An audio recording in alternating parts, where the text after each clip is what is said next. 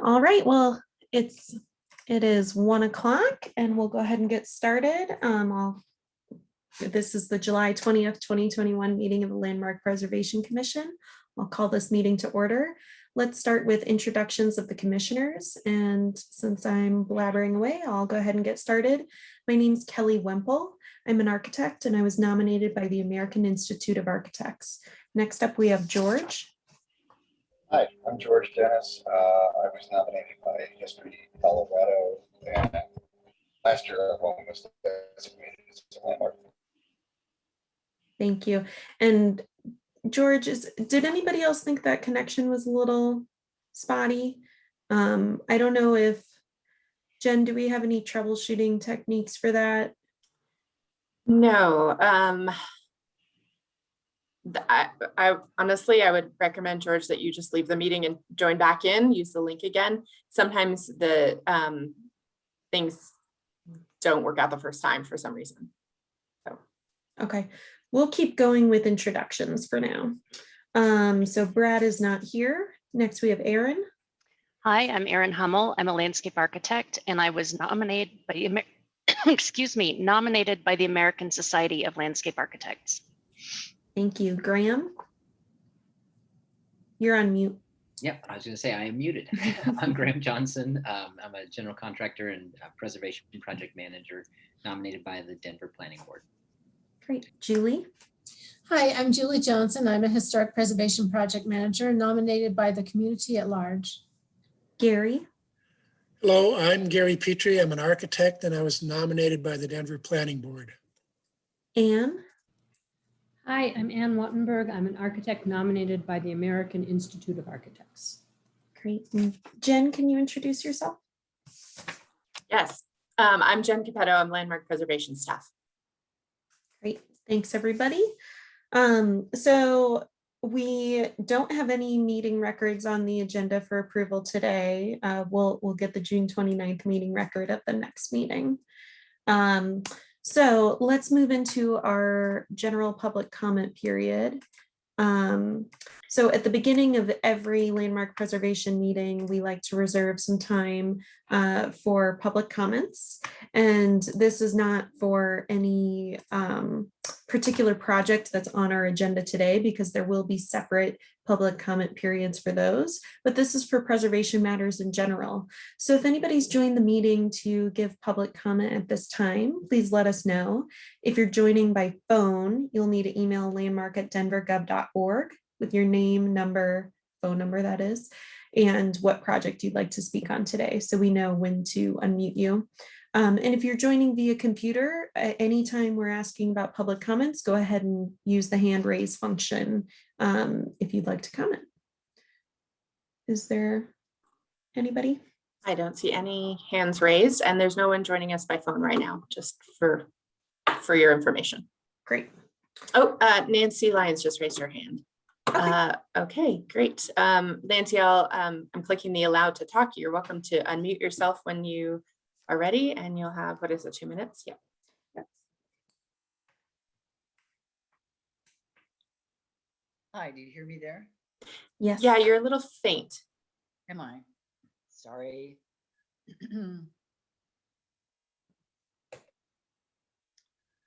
Not sure where to turn that up, I'm afraid. Let's see.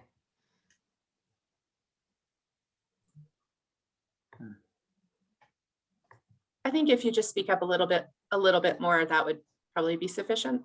Okay, thanks. Yeah, that's did you want me to make comments on the project on 7th Avenue? No, this is just a general public comment period. So if anybody's attended the meeting and wanted to make a comment on preservation matters in general, I'm sorry. This is the time. Thank you. I'll bow out. No problem.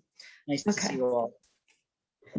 sounds good. And Nancy, I know you're here for an item on the agenda. So if there are any, I think you're on for a consent item. Yeah, so if there are any questions about that, we know who to ask. So thanks. Thank you. All right, so if there are no public comments, then we'll go ahead and move into the consent agenda items. So we had 3 projects. I think, Oh. do you guys have a meeting record? No, No, okay, it was on the agenda, it just didn't get sent to you guys. Okay, got it. exactly. So, Thank you. yeah.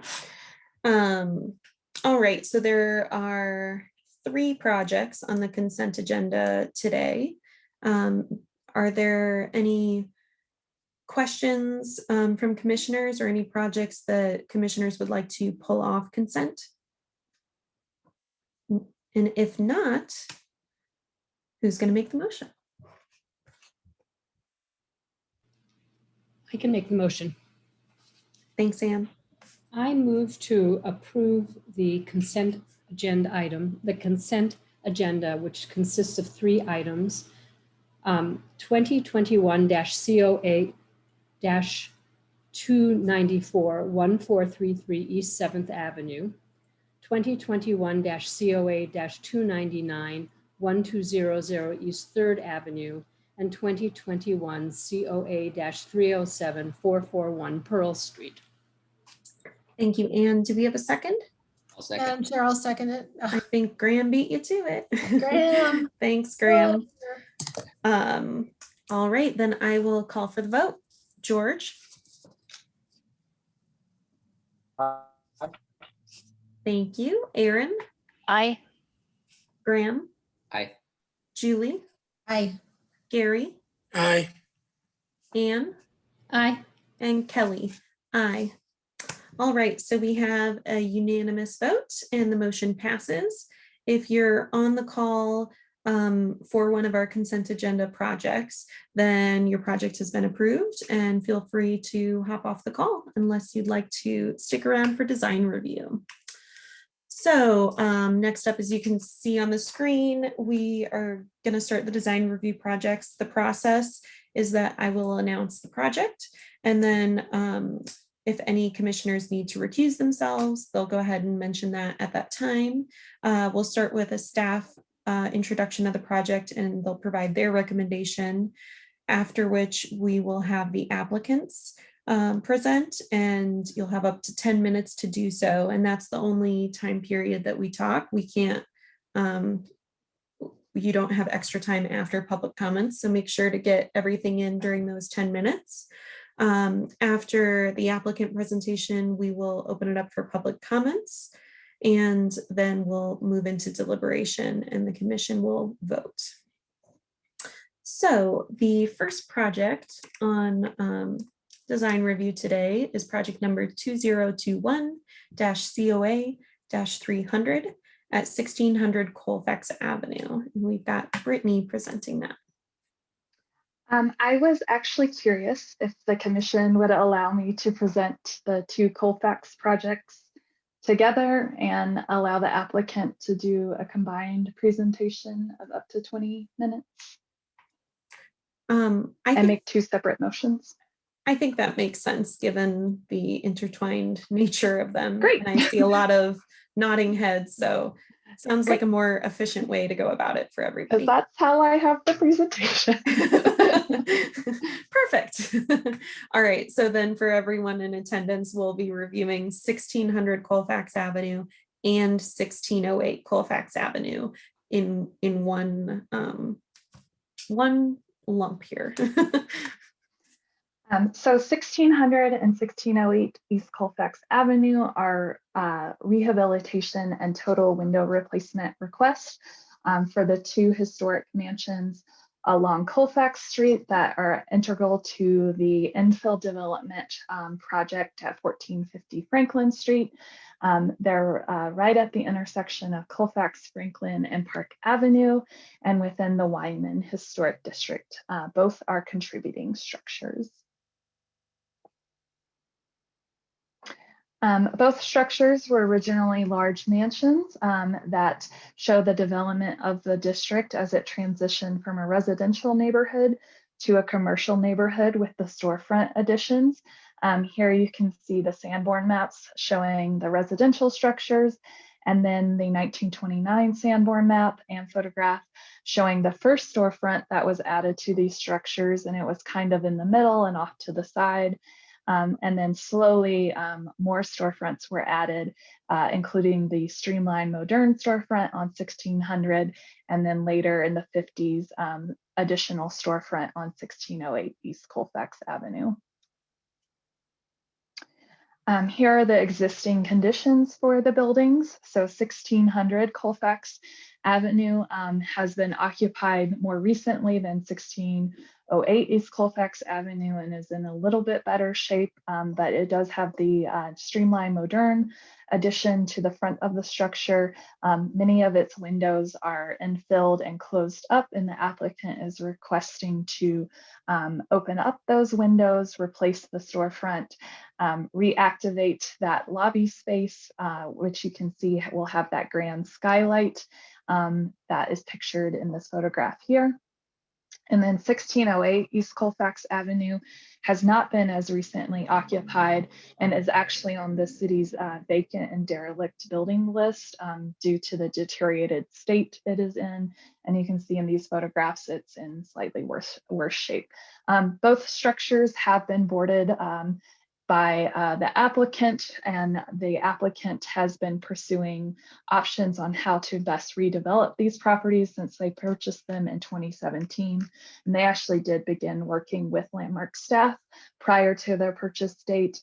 These structures have also been evaluated by Winter and Company, specifically by Nori Winter, and were found to both be in a deteriorated state.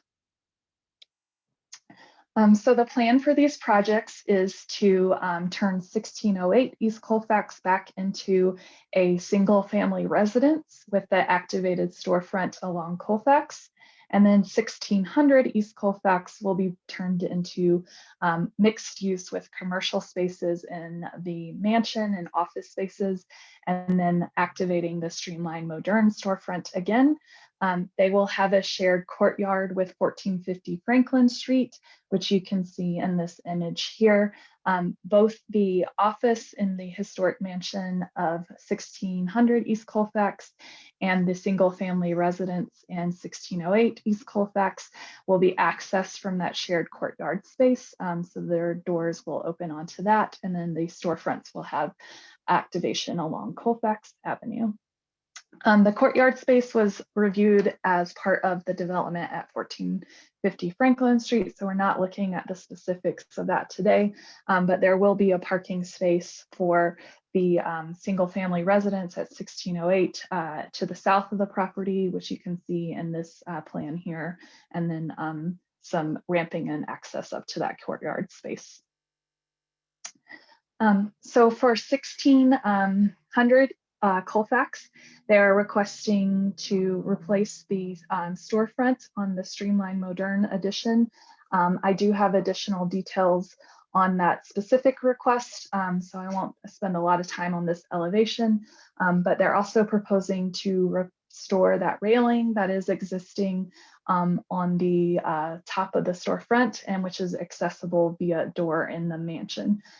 They are proposing a total window replacement for this structure, and I do have additional information on that as well.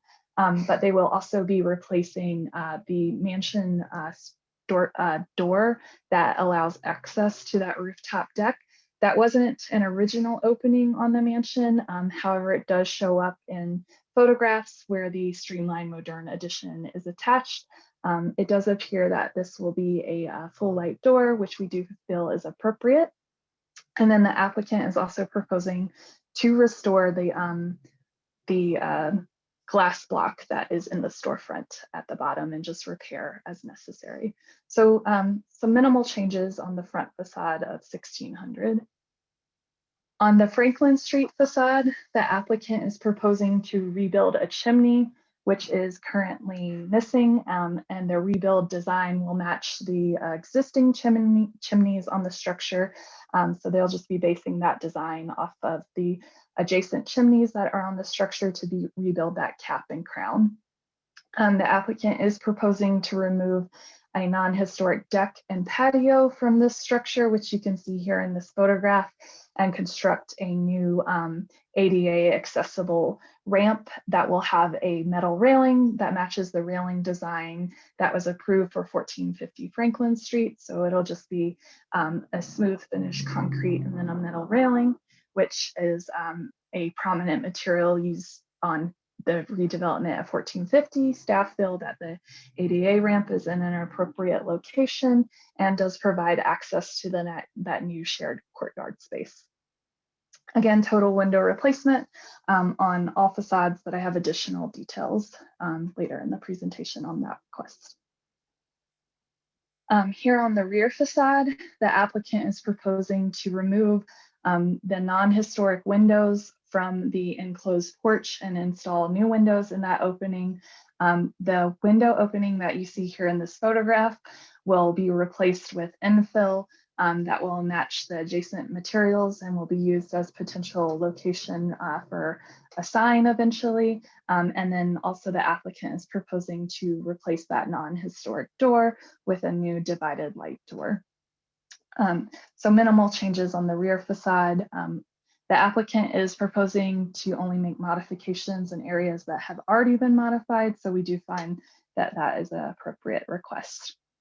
And then on the interior courtyard face, which is the east elevation of this structure, the one window opening will be infilled due to the raised courtyard just at the bottom of that window, but all headers and sills will remain in place to maintain that pattern and proportion of relationship. These windows are very minimally visible from the public right-of-way. You actually can't really see them at all from the public right-of-way. And then a new entry door will be installed on this facade as well. They're going to convert an existing window opening into a door opening, and that will open into the lobby space of this office building, in which you will see the spiral stair and skylight of this building. In addition to the rebuild of the chimney and the total window replacement, this structure is missing its historic overhanging eaves. So the applicant is proposing to reconstruct those eaves along the primary roof form and the dormer forms.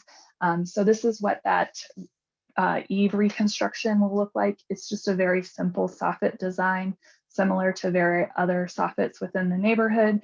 Historic photographs do clearly show that overhanging eave.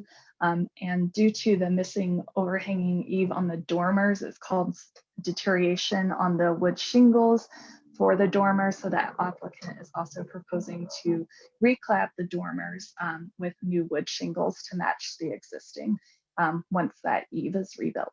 So just a very simple detail. Again, there's evidence that the eave did exist, but what the details of that eave look like is not very clear. So just a simplified design, not to create a false sense of history. For 1608 East Colfax, again, this structure is a little bit more deteriorated than 1600. There will be a total window replacement for this structure as well. And then some alterations on the storefronts, which the overall form of the storefronts are within the period of significance, but they've been heavily altered throughout their period and have uniform cladding.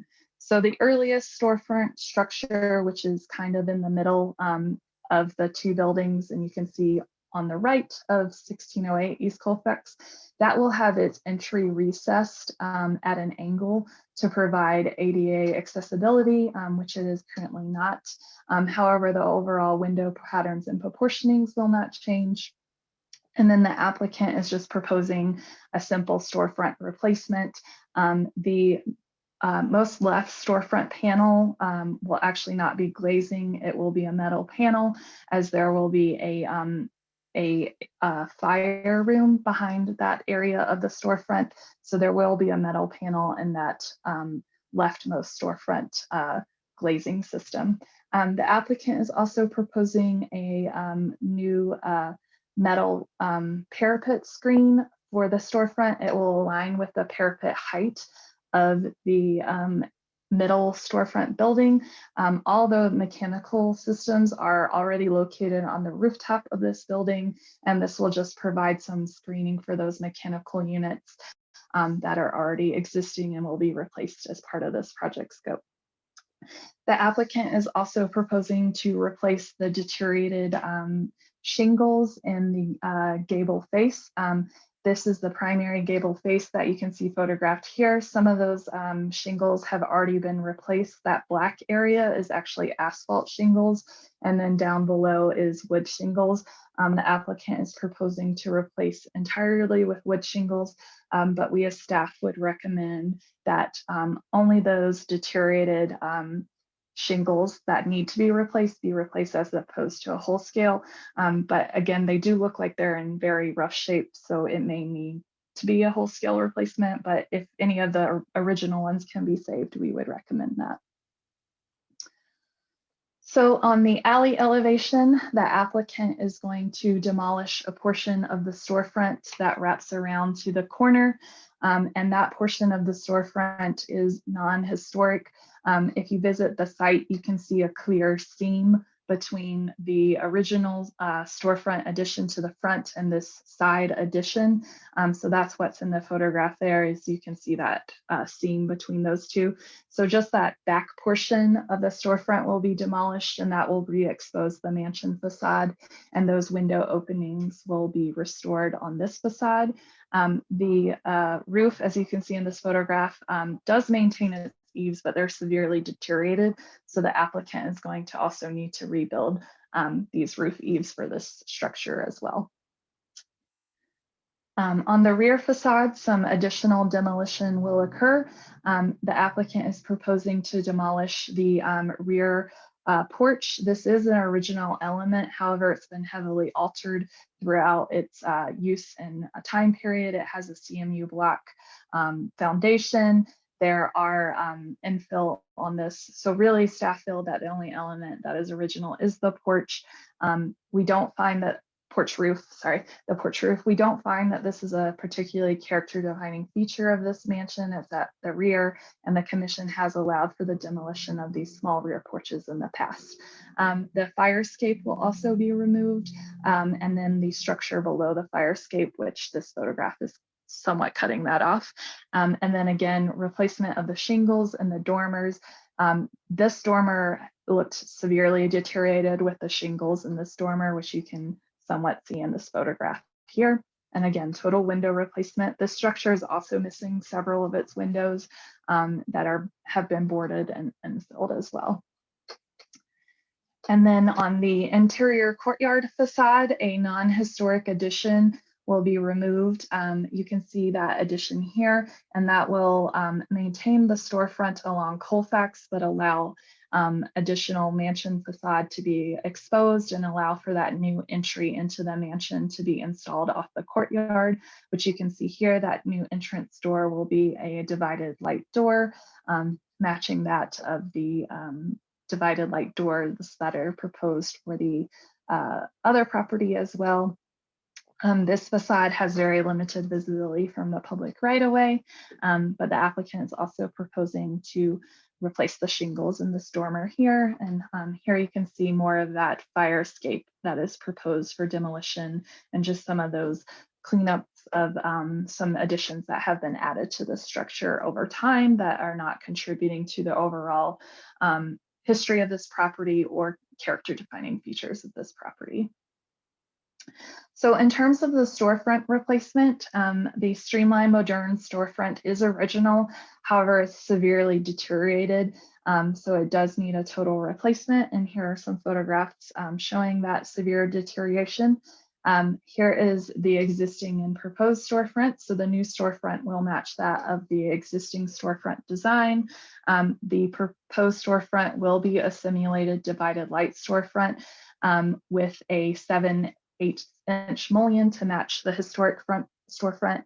And you can see that patterning and design matches that of the existing, where the transom has kind of mullions in slightly different places than the mullions down below, but the applicant is proposing to match that and set the storefront into the wall plane to match that historic condition, which is recommended by our guidelines, and no new openings will be created, which is also recommended by our guidelines. In terms of the window replacement, many of the windows in these structures are non-historic infilled or missing totally. However, 1600 and 1608 do have some stained glass windows still intact that the applicant is intending to replicate as part of this application request. All other windows will be replaced with 1/1 windows, and all windows will be aluminum clad wood windows. So here is 1600 East Colfax. It has fewer original windows intact. So on the front facade dormer facing east, all 3 of those windows are original. And then on the rear facade, there are 2 original windows, leaded glass windows still intact. So this structure has a total of 5 leaded glass windows still intact. On the 2 on the rear facade and then 3 on the front facing dormer. I do have detailed photographs of those windows. So on the left is the dormer windows. You can see that they are leaded glass with the diamond pane pattern, with the middle being more elaborate than the 2 sides. And then on the rear, you can see those intact upper sash leaded glass windows. So again, the applicant is proposing to replicate these windows, and I do have a detail of that to show the commission. In terms of 1608 East Colfax, there are more original windows intact. Several of them are on the primary facade. You can see them all indicated here in red. There is 1 window, original window on the alley facade intact, and then 1 original window on the rear south elevation still intact that the applicant is going to replicate. I do have close-ups of all of these windows as well. So the window in the gable face is actually a stained glass window. This is the only stained glass that is evident on the property, but you can see that there are leaded glass windows intact. Window 26 has been covered with spray paint mitigation by the city, but it is leaded glass as well, even though it's difficult to see in this photograph. So just moving along, here are the windows on the side elevation, also some graffiti mitigation on this facade that will be cleaned off, and the applicant is proposing to put a coating on this alley elevation to prevent further graffiti, and then the leaded glass window that is on the rear facade.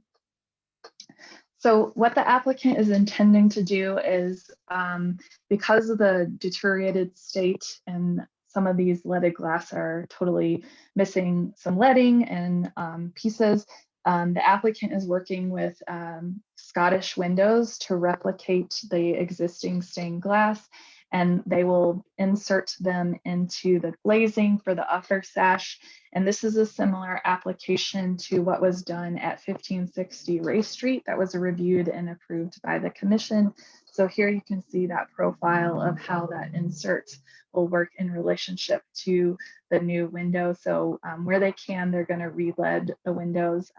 Again, some pieces are missing here and there, so they're going to have to replicate those pieces. But it will be an insert to allow for maintenance and easy cleaning, and to replicate those leaded glass appearances where they still exist.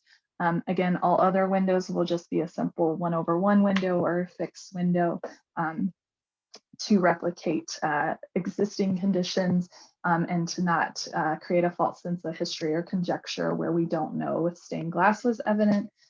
There are a number of photographs of these structures, but the specific details of the windows are very hard to see, and especially in 1608 East Colfax, because most of the photographs are taken from the west looking east. So it's even harder to see 1608 and details on 1608 in these historic photographs.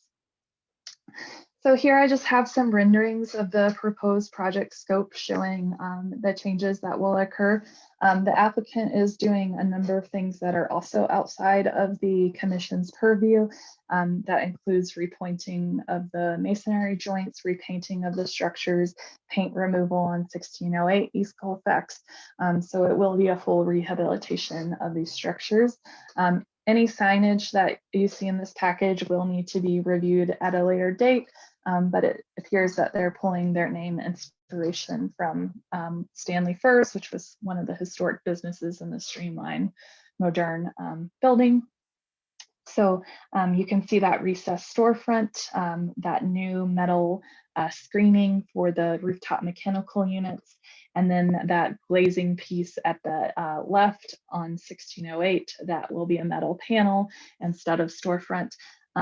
We don't feel that this is a significant alteration to the appearance of the storefront or a very big change in the transparency, since the rest of the transparency is still available. And when you do look at the floor plans, this really won't be usable space and will be kind of back of house services. So we are okay with that metal panel there in the glazing there on the far left. Here is that interior courtyard showing that new access to both the residential building and the office building. Again, that will be accessed off the courtyard with concrete pavers, some retaining walls, and some plantings. Here's just a section through the courtyard showing the entries of the buildings and kind of how the spaces will be used. So I just thought that was an interesting graphic to include. Here is the Streamline Modern and the ADA ramp that will tie into the courtyard space on 1600 Colfax. And then this is just the alley and rear elevation of 1608, where you'll see that portion of the storefront demolished from the alley, and that new parking spot where that historic but modified porches on the rear, and those restored windows and reopened windows. So at this time, we are recommending conditional approval of these projects.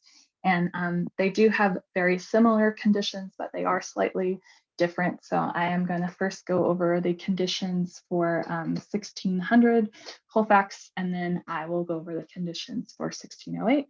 So for 1600 Colfax, we're recommending approval with the condition that all window replacements will be inset into the wall plane at least 2 inches to match the historic inset. There will be new light fixtures installed on the Streamline Modern Edition right at the entry. We just need manufacturer specifications on those fixtures, but they do appear to be backlit light fixtures. So we're not concerned about that. And then we would just like it confirmed that the retail office entry door will be a simulated divided light door or true divided light door, as that's not entirely clear in the current application materials. And then the conditions for 1608 East Colfax, again, are very similar, but slightly different. So confirm all windows are inset into the wall plane at least 2 inches or match the historic inset. Only replace the gable face and dormer shingles where missing and deteriorated beyond repair. And confirm residence entry door will be a simulated divided light or a true divided light. And that's all I have. Great. Thank you, Brittany. Are there any questions for staff? Yeah, Gary.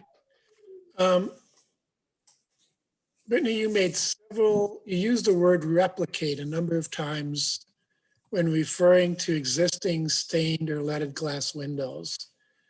And to me, that would mean you throw the old window away and you make a new window like the old window. But I suspect that's not what you intend to mean, that they really are intending to repair the windows, which means they may have to do some new leading and perhaps some broken glass. Is that correct? That's what the application indicates. But I do know Martin is here specifically to answer your questions about the windows. So maybe ask him. Okay. Can you guys hear me okay? Oh, yeah, sorry, we're still asking questions at this time, but we'll let you know when it's your turn. Any other questions for staff? Anne? Hi, Brittany, can you just sort of confirm the piece that's between the two houses that looks sort of more like it's attached to 1608 Colfax? When was that infill piece done relative to the storefront? are you talking about, let me go back a few slides. So yes, perfect. This This is actually the earliest building here. It's been heavily modified and it has an addition at the rear, and they will be removing that addition off, which is non-historic and doesn't show up in the Sanborn maps until the 60s. But this, the middle storefront will remain intact. The major change is they're going to recess that entrance to meet code requirements. Is that clearer? That's clear. The facing on that piece looks in this rendering to be contiguous with the facing at 1608 East Colfax. And is that the existing condition? Yes, that is the existing condition, and that's what I meant by, although this is one of the earliest buildings, it's been this entire storefront system has been modified more heavily than the Streamline modern one. Gotcha. Brittany, you touched on one of my questions, which is we're not reviewing signage today. I assume we're also not reviewing any exterior lighting, right? It looked like there might be some that end up by the entrance on 1600. Yeah, that was a condition of my approval for 1600. Oh, I'm sorry. I'm getting things mixed up. So yes, I would like information on that. Okay, I see that. Ignore me. So much for you to juggle on these two. Any other questions? The for only Brittany? lighting I'm aware of though, so if there's more, I would definitely need those details. Okay. All right. Then we'll go ahead and hear from the applicant next. So I guess the applicants have already been promoted. Yep. I'm gonna just real quickly switch because they have a presentation. So just give me a second. Oh, okay. Great.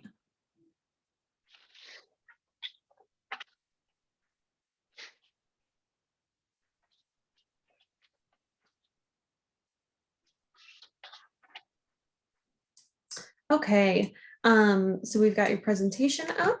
So you'll have up to 10 minutes. Please start with your name and address for the record. And if you look at Jen's video, she'll have the timer going so you know how much time you have left.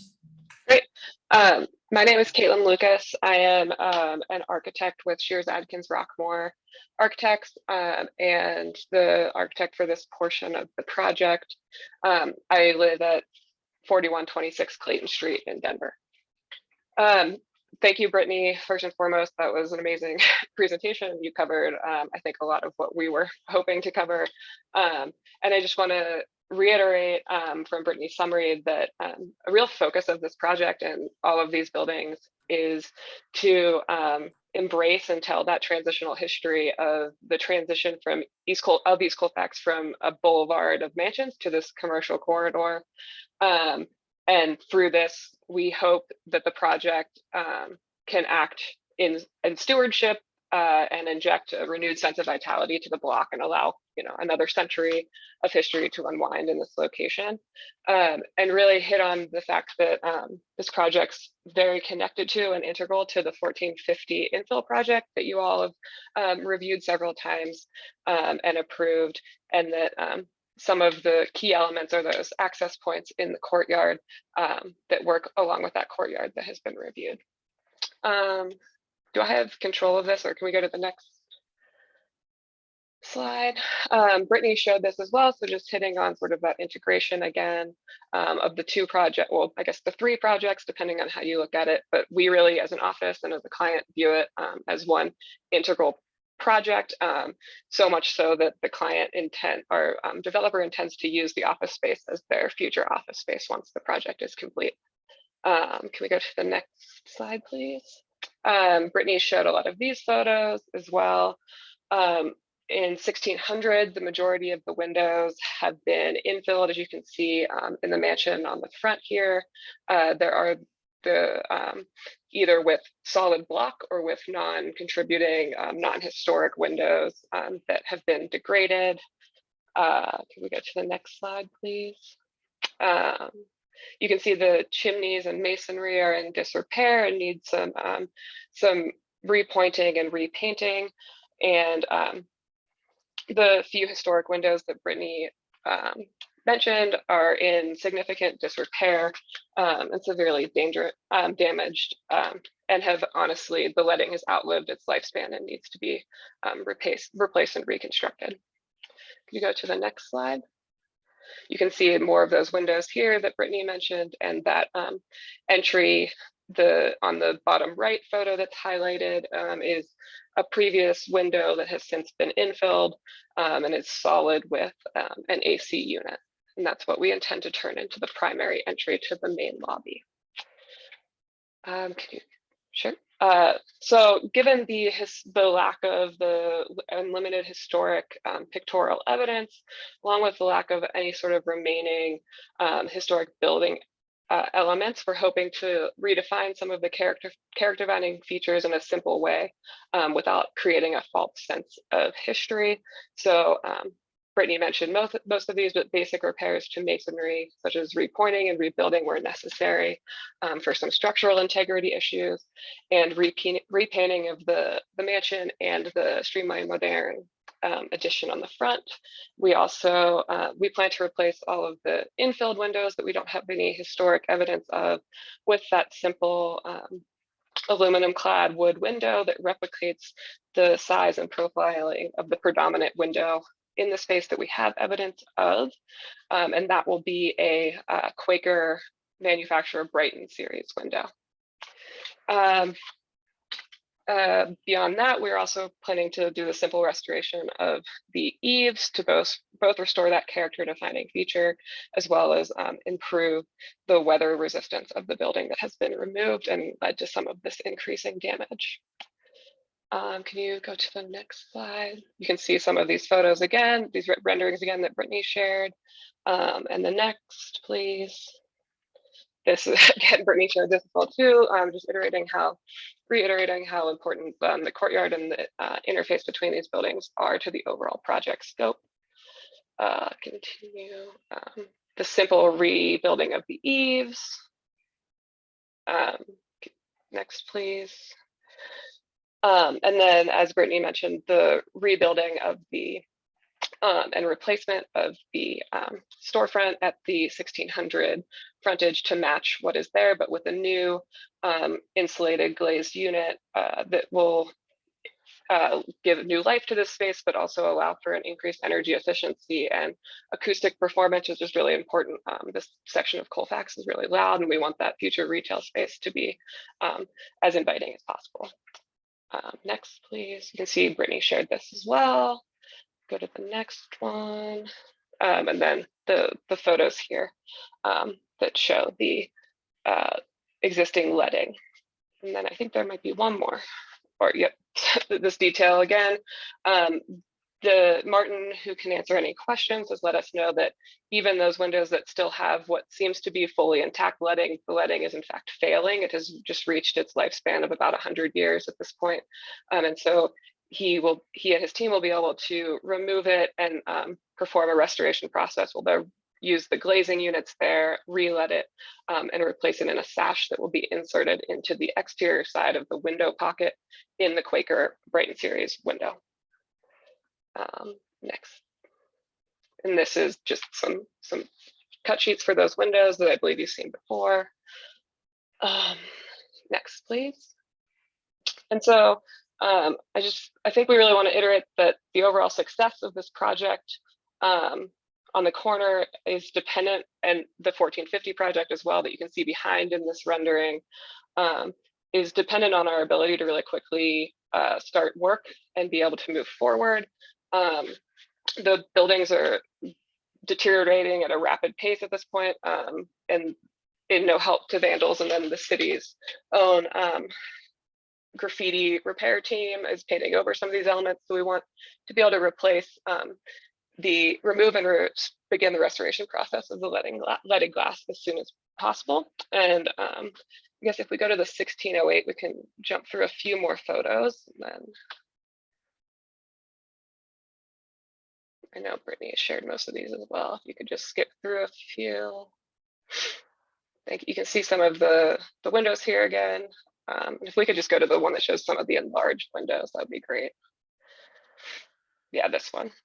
So these are the most recent photos we have of the leaded glass. And one clarification that I want to make is that photo on the bottom right where it appears to be stained glass, it is not actually stained glass.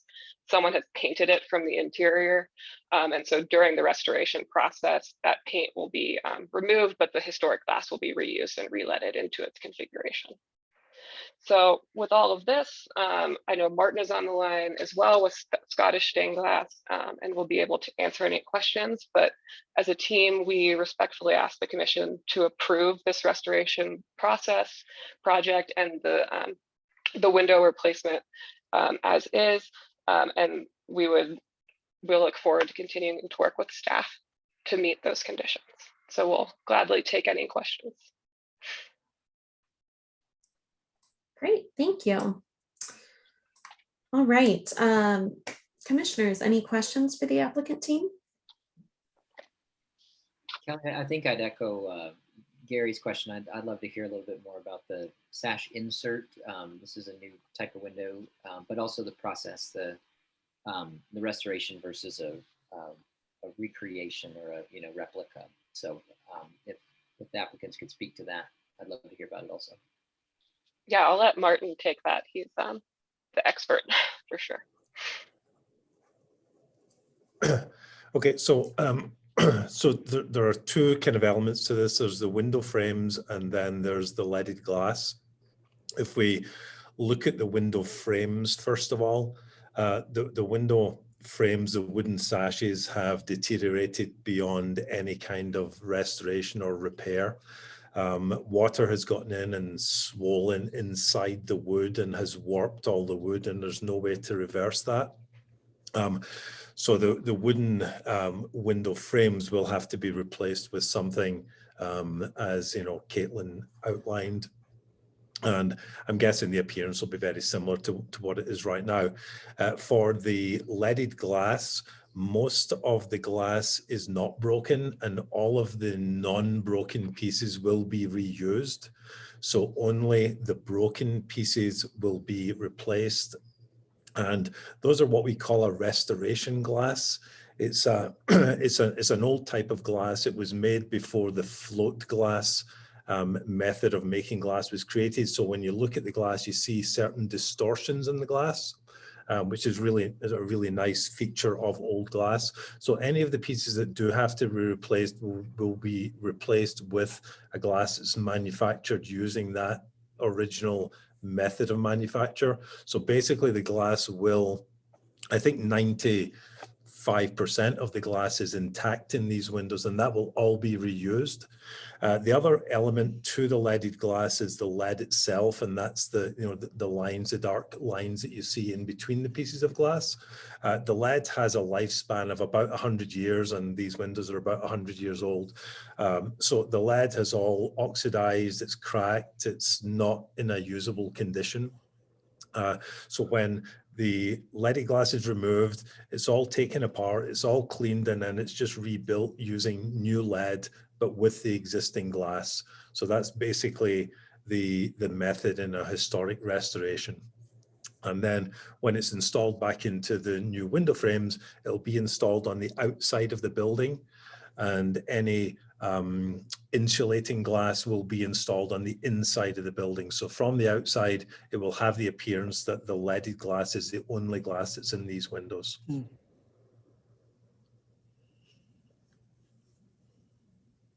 Sid, and one other question. You mentioned the frames, the sash and the jambs. Is the intention to actually remove those all the way back to a bare masonry opening and replace with a full new unit, or is the unit that you're looking at, Caitlin, one that kind of an insert type unit? Yes, we will be removing it back to the masonry and rebuilding the frames and windows to match the predominant profile that we're seeing in these windows using the Quaker Brighton series, which we can customize to match that dimension. And as Brittany mentioned in her comments, we do intend to set them at the historic depth that they're seen here. And just there's really no usable portion of wood in these openings anymore. And so it's a full replacement unit. And Martin, for the outside, you mentioned the leaded panels being reinstalled, outside or in the front of the insulated glazing for that upper sash. In the section, it kind of shows, and I believe in the case study that we had, that there's still a protective glazing outside of the leaded glass, or is it the actual leaded glass panel and that new lead that's exposed, and you get that texture of it as well? Yeah, so the leaded panel will be exposed to the outside. It's not ideal from a modern insulating point of view. We would prefer to have a clear glass piece in front of the leaded glass to protect it.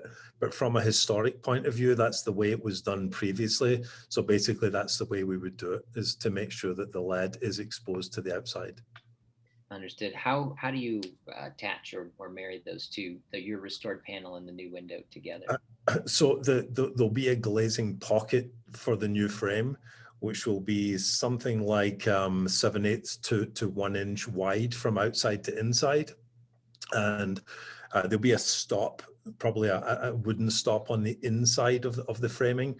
So we'll intend to install the leaded glass first from the inside and push that all the way to the outside. And then there'll be either a single or a double pane window behind the leaded glass, which then gets installed from the inside. And then the stops will go on again from the inside. So if it ever has to be removed for any reason due to vandalism or weather, storm damage, we can just reverse the process, remove the leaded glass and fix it and put it all back in again. Perfect. Thank you. Sorry for all the questions. And I just want to iterate that Martin, as well as the representatives from Quaker and their installer, all met on site together, and we've discussed these plans. And so everyone is comfortable with sort of the process and the impacts that it has on the unit itself. Cool. Thank you. Great, thanks. And Gary, does that answer the questions you had about those windows? Yeah. Oh, you just put yourself on mute. Yes, it does. Okay, great. Anne, did you have something? I have a question, and I think it relates to the detail that Graham was looking at. Maybe, I'm not sure if we have it up. It's on page 100, and it's the section through the lead. I think it's the section through the leaded glass, right? And I am assuming that the sill detail there is a little bit generic because the sill looks like it's a stone sill for the two units that you just showed. So yeah. Yep, this is a generic sill detail from the manufacturer, and we're committed to working with them to ensure that it matches the profiling of what we have at the bottom rail in the historic instances above the stone sill.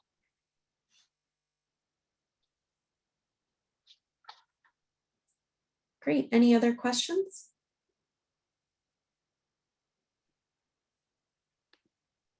I think I just had one question about, let's see, it's 1608, and trying to find here.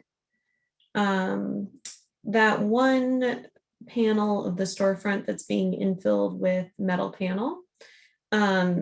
So in the material boards that you have here, let's see, on 1608, the only metal I see is that metal mechanical screen. Is that, but that's perforated. So I was just wondering. Oh, go ahead.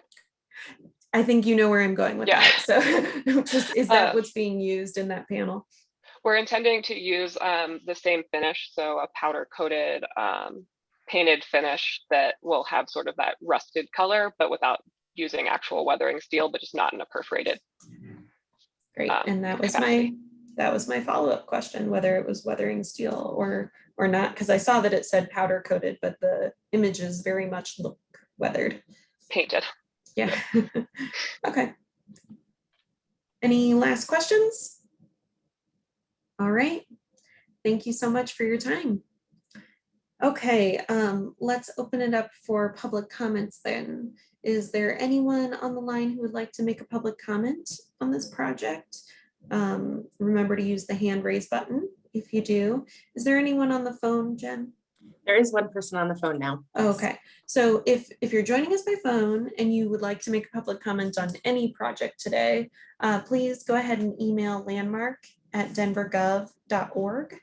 and let us know what project you'd like to comment on and your phone number as well.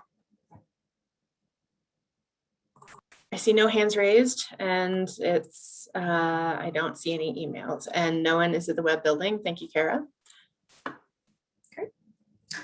All right, if there aren't any public comments, Brittany, do you have any recap before we move into deliberation?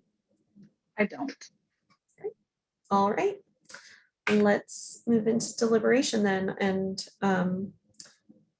obviously we're joining the two projects together, so 1600 and 1608 Colfax.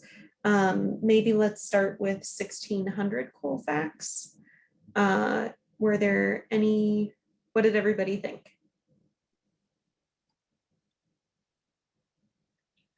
Kelly, I'll chime in just very generally and say, and I mentioned this, having recused myself previously, several years back before this evolved, I had the opportunity to be in these buildings, and this is a monumental undertaking that the applicants have. And so I think the way that they've, shown the evolution of the buildings and what they're retaining and how they're working through it, all based on existing conditions and things like that. It feels like they really are pursuing the right avenues here, and it's an impressive project from the outset. It'll be awesome to see it finished. So that's my 2 cents, but again, just very generally speaking. Thanks, Graham. I agree. It's a big undertaking. I think that the community will be really happy to see these buildings come back to life, and I agreed with Brittany's staff report on both of these. I think that they're meeting the guidelines. A couple little clarifications would be great, but I think that it's, yeah, meeting the guidelines. Anne.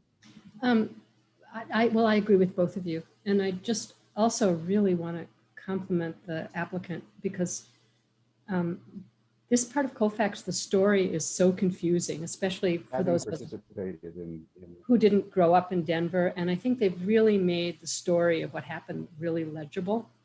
And I think just very, very well done. Great. Well, it sounds like we're all in agreement. So unless there are any further comments, who would like to start with the motion for, we've got two separate motions. So let's start with 1600 Colfax. Madam Chair, I will make the motion. I move to approve with conditions application number 2021-COA-300 for the rehabilitation and window replacement at 1600 East Colfax Avenue per design guidelines 2.14, 2.19 through 2.20, 2.23 through 2.25, 2.40, 2.47, 2.65, 5.23, character defining features for the Wyman Historic District, presented testimony, submitted documentation, and information provided in the staff report with the following conditions. 1, confirm all window replacements will be inset into the wall plane at least 2 inches to match the historic inset. 2, provide a manufacturer specification for the light fixtures. And 3, confirm retail/office entry doors will be a simulated divided light or true divided light. Thank you, Graham. Someone like to second? Madam Chair, I will second. Thank you, Julie. All right, then I will call for the vote. George. Aye. Aaron. Aye. Graham. Aye. Julie. Aye. Gary. Aye. Anne. Aye. Kelly. Aye. All right, we have a unanimous vote. So the motion passes. Next up, we have 1608 Colfax Avenue. Could someone make the Madam motion? Chair, I'll make the motion, if you wish. I move to approve with conditions application number 2021-COA-301 for the rehabilitation and window replacement at 1608 East Colfax Avenue per design guidelines 2.4, 2.14, 2.19-2.20, 2.23-2.25, 2.29, 2.40, 2.47, 2.60. Character defining features for the Wyman Historic District, presented testimony, submitted documentation and information provided in the staff report with the following conditions. Number 1, confirm all window replacements will be inset into the wall plane at least 2 inches or to match the historic inset. 2, only replace gable face and dormer shingle cladding where missing and deteriorated beyond repair. And 3, confirm residence entry door will be a simulated divided light or a true divided light. Thank you, Julie. Do we have a second? I'll second. Oh, I'm gonna give that one to Aaron. Good. Thank you, Aaron. All right, we'll call for the vote. George, Aye. Aaron, Aye. Graham, Aye. Julie, Aye. Gary, Aye. Anne, Aye. and Kelly. Aye. Another unanimous vote, so the motion passes, and we're very excited to see this project move forward. So congratulations. Thank you all. We really appreciate it. Next project on design review today is project number 2021-LM Demo-311, and it's at 435 Westwood Drive. We've got a lot of Brittany projects today, so take it away. So our next request is for total demolition of a structure within the Country Club Historic District. This structure was constructed in 1948. Country Club Historic District doesn't have a period of significance listed in its ordinance. The only period of significance for this district is listed in the design guidelines, and that period of significance is 1902 to 1945. So this is 3 years outside of that period of significance listed in the ordinance. I'm sorry, I did not put a indication, but we're talking about this property right here today. So it is a 1948 structure. The applicant is requesting to totally demolish it. The applicant is the potential new architect buyer of this property, as this property is for sale.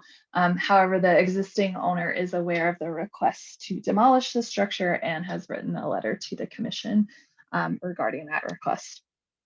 So here's the front facade of this structure. The Country Club Historic District was designated for its history, architecture, and geography.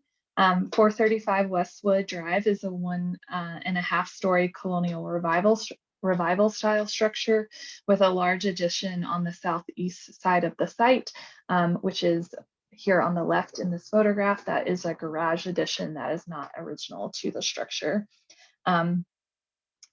So due to the structure's close construction date to the period of significance, staff did do an integrity assessment on this structure.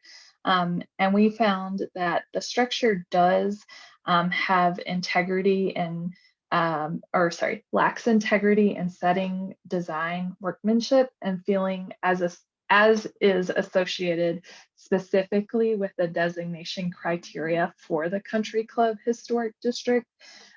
We do feel that this structure, it can be clearly placed in the post-war era, but it doesn't contribute to the overall development patterns of the Country Club Historic District and why the Country Club Historic District was designated. So Country Club is known for its early development, and most of that development occurred in the 1900s to the 1920s, with this particular area of Country Club mostly developed in the 1920s. So it is about 20 years outside of that principal development pattern for the Country Club Historic District. Additionally, there are colonial revival style structures designated in the Country Club Historic District. However, this doesn't have those characteristics that are so often common of the colonial revival style structures within the district, which are usually more 2 stories in form and have less of that post-war influence. So again, while this structure can be placed at a particular time and place in history, we feel that it doesn't strongly relate to the country club designation pattern. In terms of the ownership of this house, staff did research this structure. This is just another view of the structure, and here is the back of the structure. And here is the lot pattern. You can see the lot has changed minimally, and then you can see in this Sanborn during closely after the period of significance that garage addition is not there. But staff did research this structure and found that this structure was home to the Sweeney family. The Sweeney family was a well-known Denver family. They often appeared in the papers for bridge club activities and things like that. They did own Sweeney Manufacturing, but that was actually founded by BK Sweeney Sr. and not BK Sweeney Jr., who lived in this structure. And then in 1966, this property was purchased by Ellie Calkins, which is of the Calkins family, who are significant for the development of Vail and Ellie Calkins Theater. However, staff also found that while the Calkins family is very important to Denver and the history of Colorado in general, they purchased the structure in 1966, which is also well outside of the period of significance for why Country Club was designated. So again, we didn't find that this particular structure had strong ties to the designation criteria of the Country Club Historic District. And because it doesn't have those strong ties to the designation criteria for Country Club, we are recommending this structure be approved for demolition. But that is our findings. All right. Thank you. Any questions for staff? Nope. All right. Is the applicant present? Oh, Gary, did you have a question? I did have a question for staff. In the assessment, under association, it says during the district's period of significance, the structure was home to Bernard K. Sweeney. Mhm. That correctly stated, because it seems to me that the building was built after the period of significance. So is that just worded poorly? It is worded poorly, I apologize. Okay. But closer to the period of significance is the Sweeney family. Okay. Gotcha.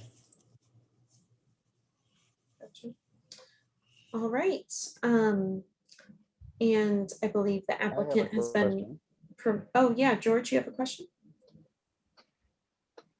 When something like this comes up, this is the first time I've seen a total a demo application. Is there any consideration to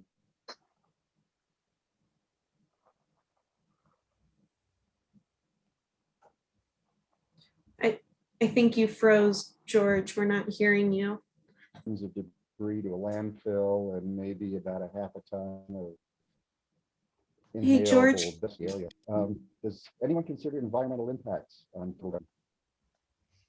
So that's not something that's considered in our ordinance, and I do believe it's something we briefly looked at for our ordinance update, but it's not something that we look at here in Denver. I know other cities do, but it's not something required here in Denver. And for anyone who didn't hear that, the question was, do we consider environmental impacts when we review total demolition applications? And depending on who their demolition contractor is, they may salvage some of the brick and keep that on their lot to resell at a later date. But I don't know who their demolition contractor is at this time, as we don't require that level of detail at this time.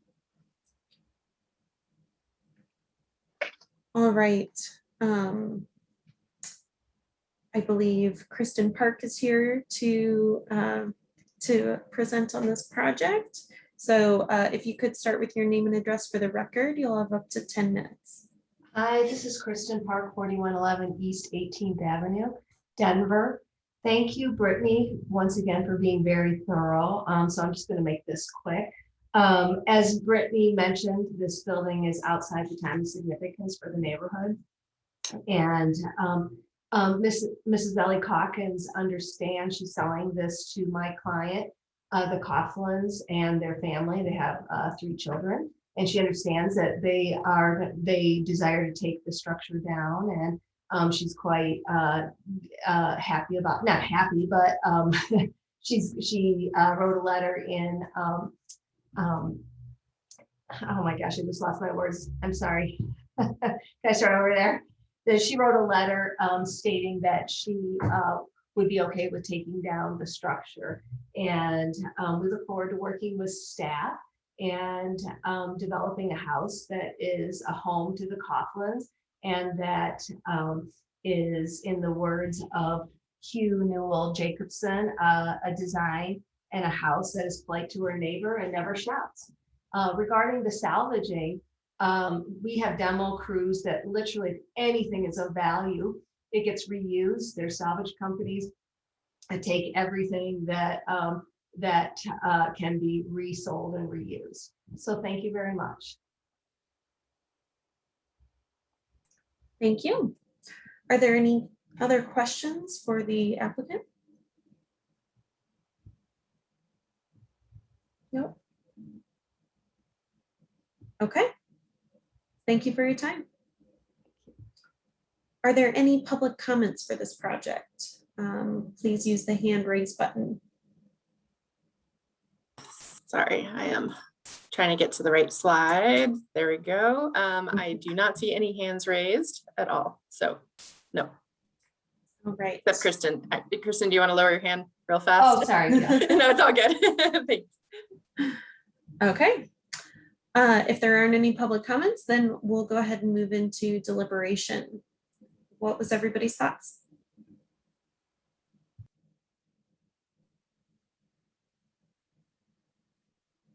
Yeah, Gary. This demolition application is kind of thought-provoking for me. One is, I find this actually a very handsome building. And so on one hand, it seems unfortunate that that demolition is in its future. I mean, I don't quite understand why that's necessary, except that because this is a very valuable piece of land, it's a very valuable house, and to demolish this house and put another new building on it, it just kind of puzzles me. I do understand the staff's assessment of the situation. The thing that's, I guess, of concern to me is, had the owner of this property approached the Landmark Commission with an application to landmark the building, would we come to the same conclusion that is being proposed here, because demolition is being proposed instead? I think the thing we struggle with landmark applications, are the criteria being objectively considered, in such a way that if it is an owner proposed designation, it's almost like the bar could be lowered somewhat than if it's an owner objected to application. I'm thinking of 123 Spear Street. How do we objectively and consistently apply the criteria as to whether a building is either contributing to a district or eligible for landmarking in its own right? And in this case, I guess I struggle with that, because I think, even though this building is outside the period of significance, and it does in fact fall, it's not described by the criteria that made Country Club designatable in the first place. I think this is it's a handsome building. It's close to the period of significance. And, clearly as the district evolved, buildings like this got added to it even after the period of significance. It's like the periods of significance, can they change over time? 10 years from now, do we look at a building like this and say, the period of significance in Country Club is really, extends to 1955 or some other arbitrary date. So these are just thoughts that I had when I was considering this particular application, and I'd like to hear the rest of the discussion. And it's really too bad the architectural historian's not here to contribute to this. That's what I have to say. Gary, I'll jump in just quickly without taking too much time, but your comments, as we've looked at properties in the Potter Highlands and others also, I feel like with the current ordinance and our different districts and each one with its periods of significance, we're in a unique window where things of a mid-century age are slipping through the cracks in some ways, not because that was the intention, but because time is marching on. So I think it's an interesting thought, and one I'd love to explore more with the commission and staff as we look at these types of buildings and types of projects down the road also.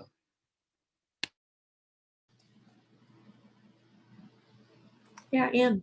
Yeah, so I had some of the same concerns that Gary did. And particularly because if you look at I'm looking at the Country Club guidelines, a little bit what concerned me is that this building will come down, and this meets many of the guidelines just in terms of form, the pitch of the roof, the finish, the brick box, the simple, they refer to the sort of simple rectilinear volumes and so forth. And part of me worried that this would come down and almost the same thing would go back up again and we would end up approving it. Because it does in many ways meet the criteria. And I totally understand that the staff's point of view, I think that, and this is a little bit goes to what George is saying, it's a little bit strange to think that this is gonna come down and the same thing is gonna go back up again. Or something very similar is gonna go back up again.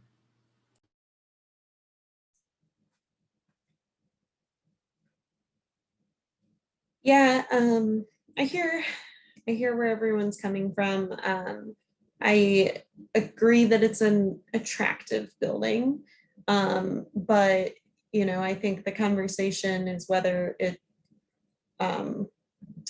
significant to the historic district, not if could be individually designated, since it's not individually designated already. So our purview is it contributing to the district?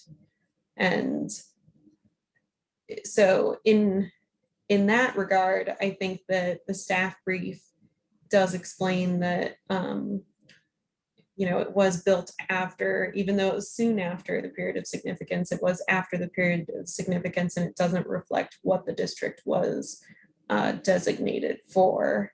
So for that reason, I agree with staff's determination. But yeah, I mean, I understand what we're saying. I think it's a very attractive house. I'm just not sure that I understand, I don't think that's within our purview.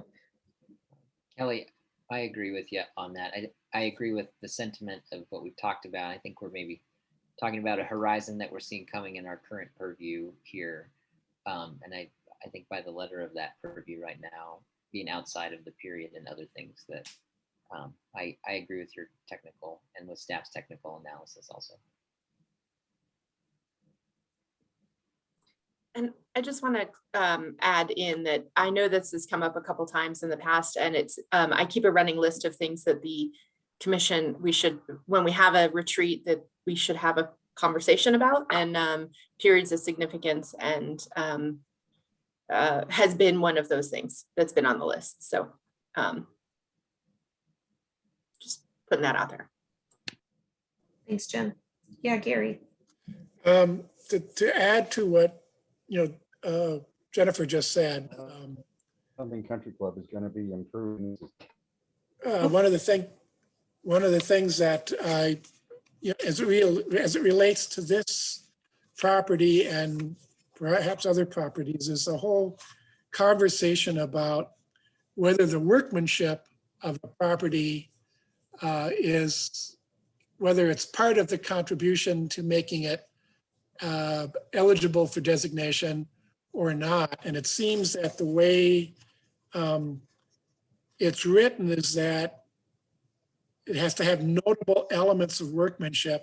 And the way it seems to be interpreted, that means it has to have decoration, or it has to, and I think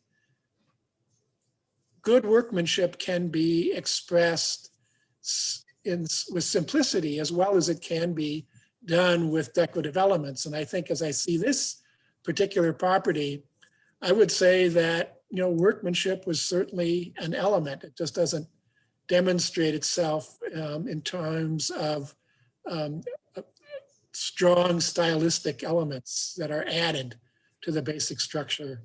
So I think, both as it pertains to this and as it pertains to future discussions, I think we need to talk about how we interpret workmanship as a criteria for eligibility. That's fair. So I guess I have a question, and Gary, maybe you can help me with this. Do you think that this could be individually significant? Is that kind of what you were saying? Or you were saying like maybe the district's significance is extended? I know that's not I guess how it's written today. I guess I keep thinking back to a conversation and action that we made a few months ago where we designated a house that Dana Crawford owned. Mm-hmm. And her ownership was outside the period of significance, but one of the reasons we found that property to be eligible for designation was that Dana Crawford owned it. Now, that particular building had other reasons, or it met the criteria for designation. And I guess I'm wondering in this case, and with the association with Ms. Calkins, if the owner of this property approached us asking it, or with a designation application, how would we view it? And I think we would have a tendency to be favorable. Yeah. And so that gets back to this whole issue of, if the owner of a property is in favor of designation, either as a individual landmark or as a contributing structure, we're more lenient in terms of how we apply the standards somewhat differently than if the owner opposed designation. I would say it's not that we're more lenient, but if someone is bringing forth a designation application for their own property and we're assessing it, like right now, no one brought forth an application that we're reviewing. So we're just reviewing what staff has found, right? So I do wonder, Brittany or Jen, can you clarify in a situation like this where it's already a historic district and someone submits for a demolition application, is there still a public posting process, or is there not if we approve this today? No, it's only if you all find that it's contributing to the district, then there would be a public hearing. If you find that it is not contributing to the district, then you can approve demolition. It would just be through this meeting and you would approve that today. Okay. And to clarify, if someone were to bring this property, there are buildings that could be individually eligible and there are buildings that could be contributing buildings to a district. And there can be individual designations within a historic district, but this property is currently in a historic district, and it's up to you all to determine whether this is contributing or non-contributing based on our ordinance requirements for what is contributing, what's not contributing, and then whether this could be demolished based on that. And go ahead, Go Brittany. ahead, Kelly. All the criteria evaluation is, especially the workmanship, is based off why country club was designated. So I totally agree with Gary. Simple buildings can have workmanship, but I felt that when I wrote the staff report, this wasn't very reflective of the workmanship that you normally see in country club, if that makes sense. Brittany, Yeah, can I ask you a question? In country club, what do you know what proportion of the existing dwellings are contributing, just proportionally? Oh, I don't know that figure off the top of my head and wouldn't guess. So we don't have a list of contributing and non-contributing. We have this period of significance for this district that is listed within the design guidelines for the district, but it's not ordinance specific. So there have been circumstances where you all found recently, there was a property on the north side of this historic district that was built outside of the period of significance because it was the first building that was built here. And so it was earlier than the period of significance and you found it to be contributing. So no, we don't have that catalog because there isn't an official list. And the design guidelines say there are 380 and most are contributing, but like, I don't know what that means percentage wise. See, I think one of the reasons it's so confusing when you're looking at this particular structure is that I always have the feeling in country club that there are a lot of buildings that were built before the ordinance that sort of, I want to say, mimicked more or less the way the houses that were within the period of significance, of which, this one is sort of one of them. So the fabric of that particular neighborhood is, to me, kind of, that's what the fabric of the neighborhood is. It's the real ones and the ones that were built to look like the real ones. It's sort of unlike any other neighborhood. And that's why, again, I have this concern. I think that Brittany, I think the staff report's completely correct, but I just have this concern that the building's going to come down and one that looks almost exactly like it will go up, and it will be completely within the guidelines for that to happen. It's just a very odd condition in this particular neighborhood. And I don't know if the commission wants to invite Kristen back to the table. I know there are some reasons why they're considering demolition that we don't normally look at. Well, I'm not sure it's within our purview to really, if it's, we need to determine if it's contributing or not, and it shouldn't be in our purview to decide that it's based on what they put back. Because whatever they put back has to come through review and meet the design guidelines. And you're right, Anne, maybe it is the same form, but it's really just, is this contributing or is it not? I don't think we should include a conversation of what they plan to put there to taint that opinion. That seems like a bias.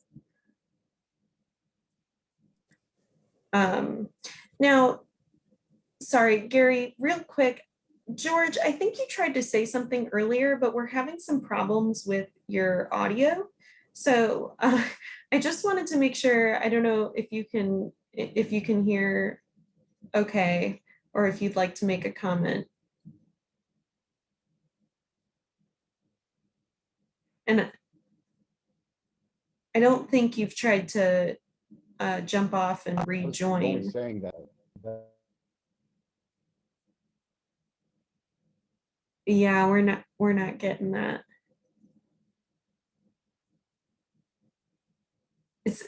So in this type of situation, Jen, would we pause if he needs to join, like drop off and join, or can he not vote? We have a quorum, and so he wouldn't need to, he can jump off. I emailed him and suggested that he restart because I think it's a network issue, and I think either restarting his computer or restarting the network may be more successful because it's everything's freezing. So. Okay, well, it seems like a shame that he wouldn't be able to vote since he's here, but if that needs to happen. Okay. Adam, did you have something?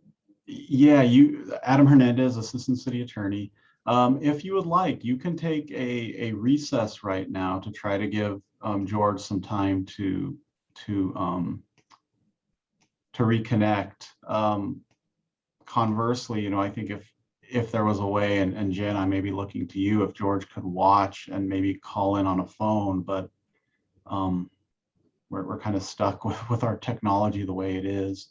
So that's item one. And I just want to remind the commission item two, and it's been discussed, but what is being proposed with this application is a demolition. And because of the uniqueness of this historic district, staff needs to look, and the commission needs to look at DRMC 30-11.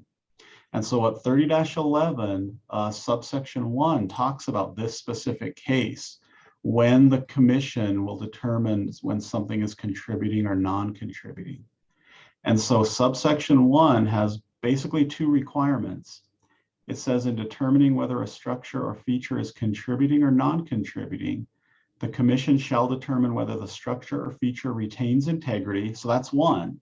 The commission needs to decide if it retains integrity and evaluate the following criteria.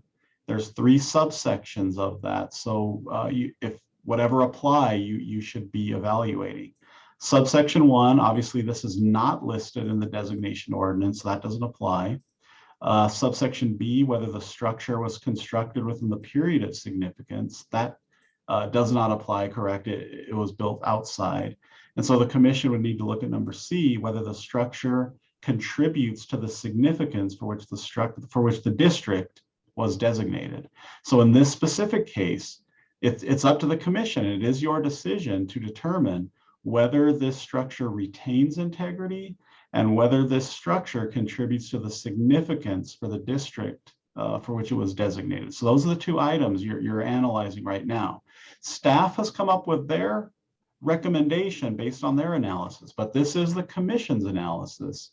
But those are the items you have to look at. We're really not talking about an individual designation application. This is a structure in a district for preservation. So we're at a point now where we're at the 30-11 situation for this commission to evaluate. Thank you. And that's in your staff report if you want to read it yourself. Yes, I was looking over that to follow along with Adam there. So it's right before the excerpt sections, if anyone's trying to look for it.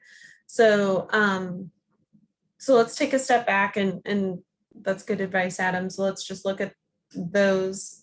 So we know it's not listed as contributing in the designation, so it doesn't meet that. It's not within the period of significance, it doesn't meet that. Staff outlined their assessment of whether it meets integrity. They found that it did not meet 4 of the 7 aspects of integrity. I personally, agree based on the assessment that they did. Did everyone else agree with staff's assessment on integrity? Any issues? Now, I agree with you, Kelly, that I feel staff did their due diligence in assessing the integrity as per the country club design guidelines and agree with their recommendation. Okay, thanks, Erin. I do as well, Madam Chair. Thanks, Julie. George, you're back. Can you hear us? Can you hear me? Okay. Yep, it's better. It's a little faint, but better. Hello, can you hear me? Oh. Okay. Well, I guess I hear you a lot better, so.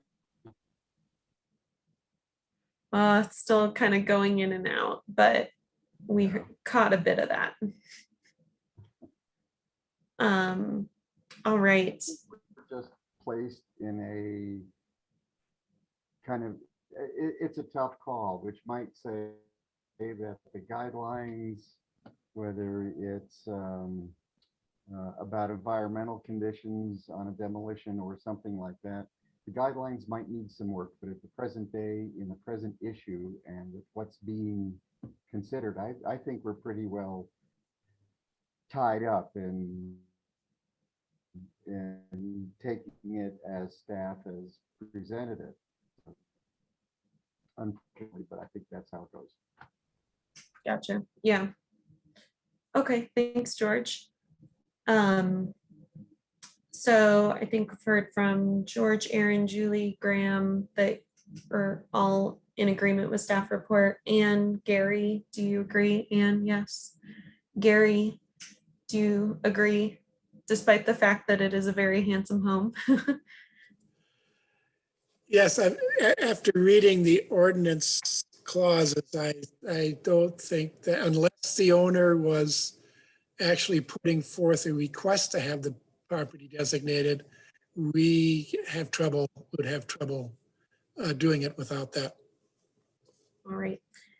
Thanks, Gary. So it sounds like we've heard from everyone and we're all in agreement. So who is going to make the motion?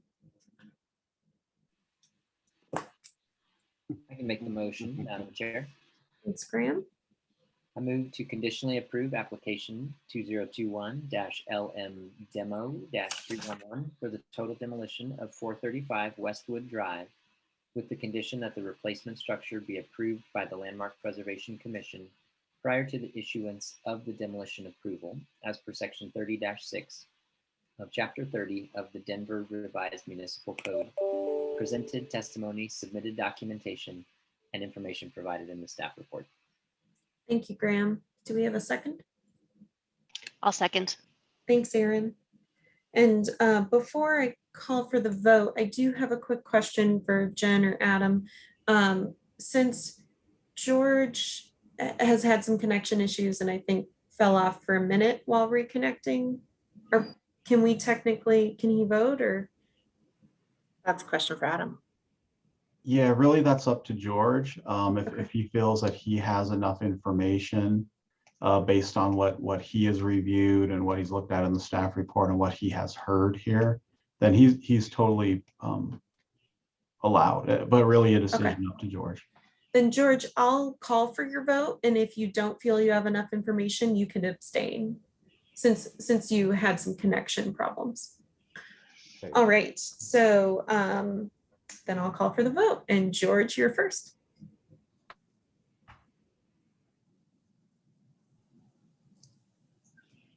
We didn't hear you. Okay, I say aye.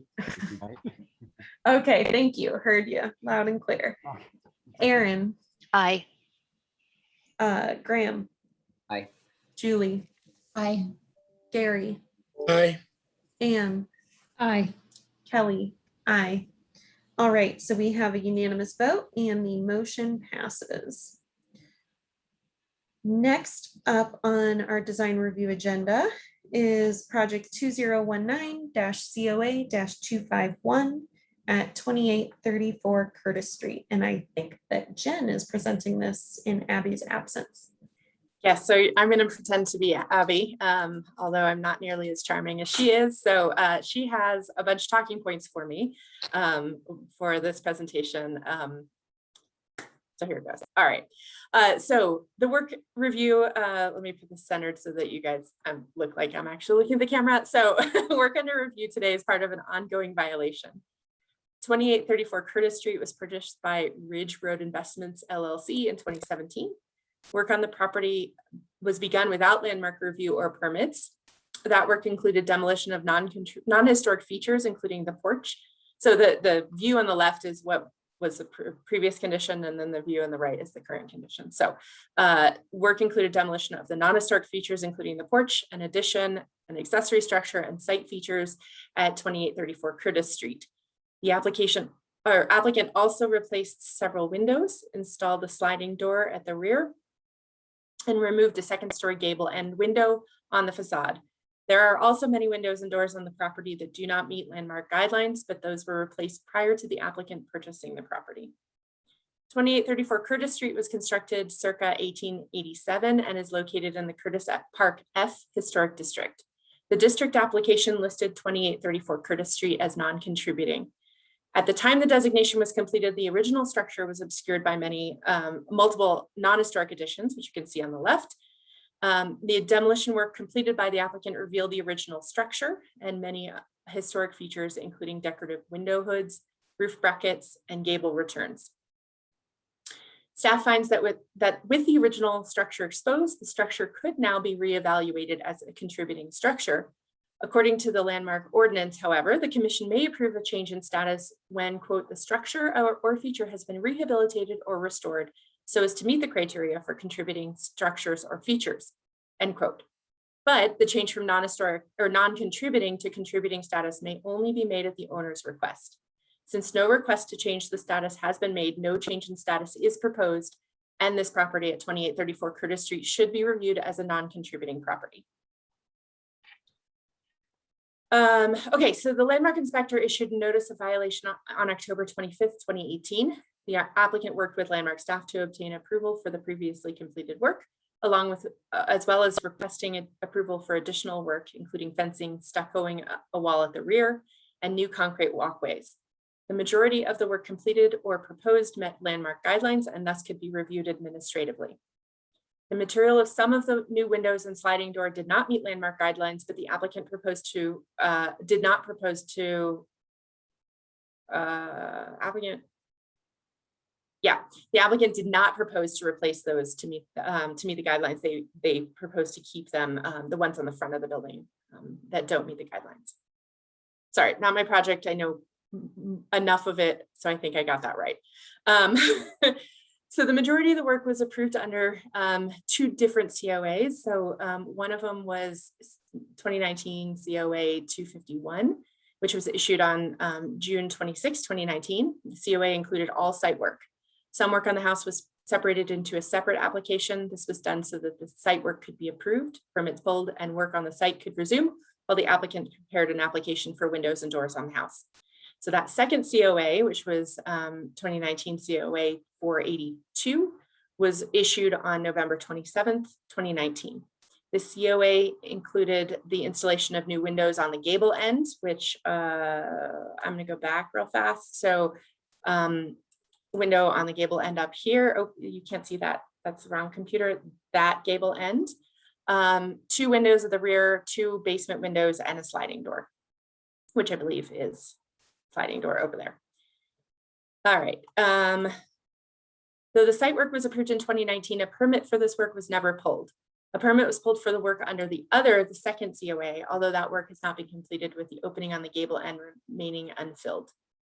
Work on the property resumed without a permit, and in September 2020, the landmark inspector visited the site, notifying staff that no permit had been pulled and that some of the work completed did not match the landmark COA for the site work. The inspector informed the applicant that all required permits for all of the work approved under 2019 COA 251, that would be the first one, must be obtained before the project could pass final inspection, and that all work would need to match the landmark COAs. The application under review is the revised material submitted by the applicant to seek approval for the site work as completed. Staff determined that this application needed to go to the commission for review due to concerns over whether all alterations made actually meet the design guidelines, as well as concerns with the ongoing violations at the property. Violations first identified by Landmark in 2018 remain unresolved, some of them, not fully all of them.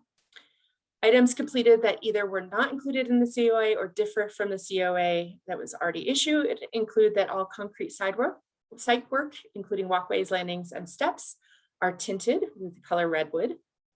Wood and metal trellises installed in the side and rear yard. There's an AC unit that was installed that wasn't on the drawings. Exterior lighting was added, again, not on the drawings. Proposed concrete parking pad at the rear was replaced with crushed gravel instead of concrete. Alterations were made to light wells and egress openings, including replacing windows, altering opening size, creating new openings, and installing new galvanized metal window wells. New metal railings installed at the front steps and side stairs to the basement, and a flagstone path and patio at the rear. So for the window wells, the plans that were approved identified 2 window wells on the south elevation, but the applicant also added 2 additional window wells and altered 2 openings work that was not shown on the approved plans. These are light wells rather than egress wells. The basement openings and window wells have limited visibility since they're on the side of the property behind the side entrance to the basement. Staff do not have concerns with the alterations made to the window openings since these openings are not readily visible. Staff finds that the 4 galvanized metal window wells added at these openings somewhat excessive, but acceptable since they aren't readily visible. A new egress window was added at the rear of the house. Staff have no concerns with this location. A section of the rear has been approved to be stuccoed, but the stucco does not appear to have been completed yet. Additional alterations include new lights, trellises, and a rear patio area. Staff finds light fixtures appropriate since they feature a simplified historic design and are located at entrances. Trellises are easily removed and the patio is at the rear. Additional information was submitted to staff last Wednesday after the staff report was completed. The applicant submitted a selection of precedent images for the use of tinted concrete in Curtis Park Historic District. The applicant will be sharing these images during their presentation, and I'll pull that up in a second. So flagstone sidewalks are characteristic of the Curtis Park Historic District, and these images show several properties where concrete has been tinted to resemble flagstone. None of the examples are of work that was completed recently, however. Google Street View shows that most of the examples have been in place since sometime before 2008, and that's the earliest available dates for Google Street View. The most recent was completed sometime between 2011 and 2014. None of the examples shown appear to have been reviewed or approved by Landmark. The applicant also submitted an email exchange between me and the owner, Sean Young, from August 2019 regarding the project. In this exchange, Sean asked me if it would be okay to color the concrete walkway to match the existing flagstone sidewalk. In the email, it stated that the tinting would only be used just for the sidewalks, the walkways on the property, approving the entrance. I think that she meant approaching the entrance to the house. I said that the use of tinting to match the flagstone on the walkway would be acceptable, though this was just through email and that was not documented with a revised COA. So due to the large volume of emails and projects that Landmark staff deals with, this correspondence had been forgotten entirely by me until the applicant forwarded the exchange to us on Wednesday. As a result, staff would recommend that the tinted walkways remain, though our concerns regarding the tinted steps and stoops remain. Staff's primary concern with the work is completed is with the tinting used for the steps and landings on the 2 facade entrances. Tinting is a dark pinkish color and very noticeable.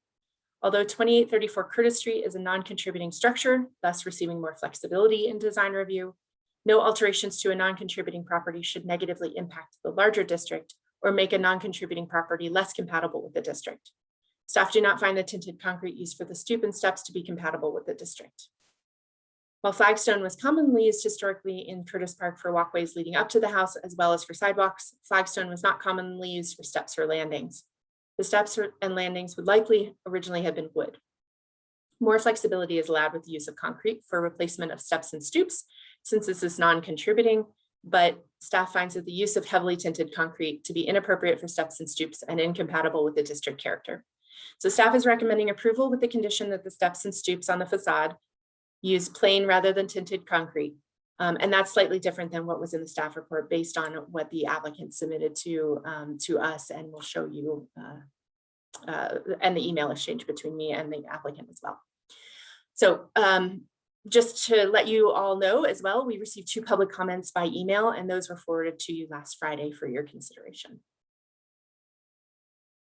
I'm happy to answer questions. Thanks, Jen. Are there any questions for staff? Nope. Okay. I'm going to switch over to the applicant's presentation real fast. Great.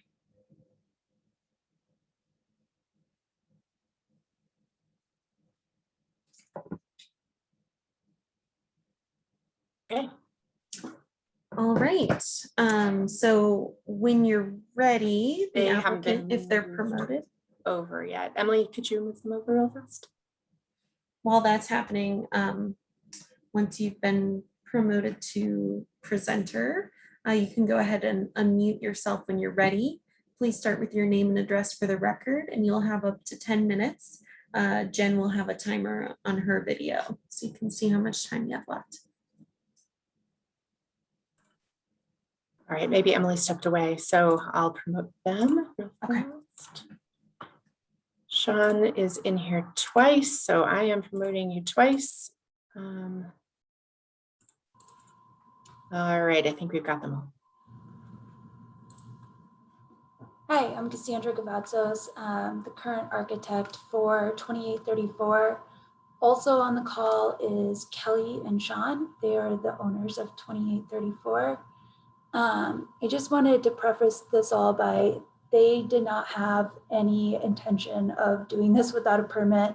I don't think they understood the process fully, and they got some bad information in the past, but they are totally on board with doing everything the right way now and just want to go through all the steps to satisfy all of those requirements. So this presentation here is just showing obviously a map of the Curtis Park area and then the District F that we are within. And each little star is probably pretty hard to see at this scale, but it represents each one of the photos that we wanted to take as precedent of other stairs, stoops, and sidewalks that are tinted red. Yeah, so you can see the numbers. Each one of them is numbered 1 through 10. And as we scroll down,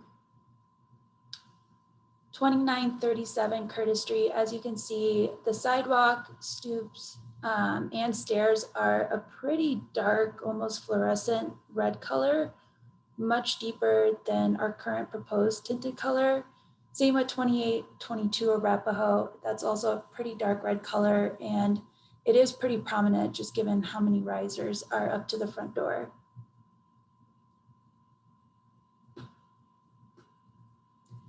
(2841) is similar, tinted red concrete. I would say both of these pictures shown are more similar to the color that we are showing. It's more of a muted red.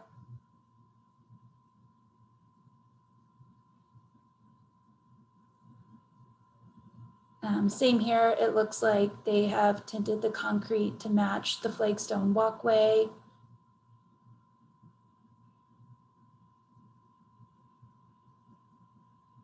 And most of these are the same. That ADA ramp is not necessarily tinted red, but it was tinted a beige color, just not a typical gray concrete.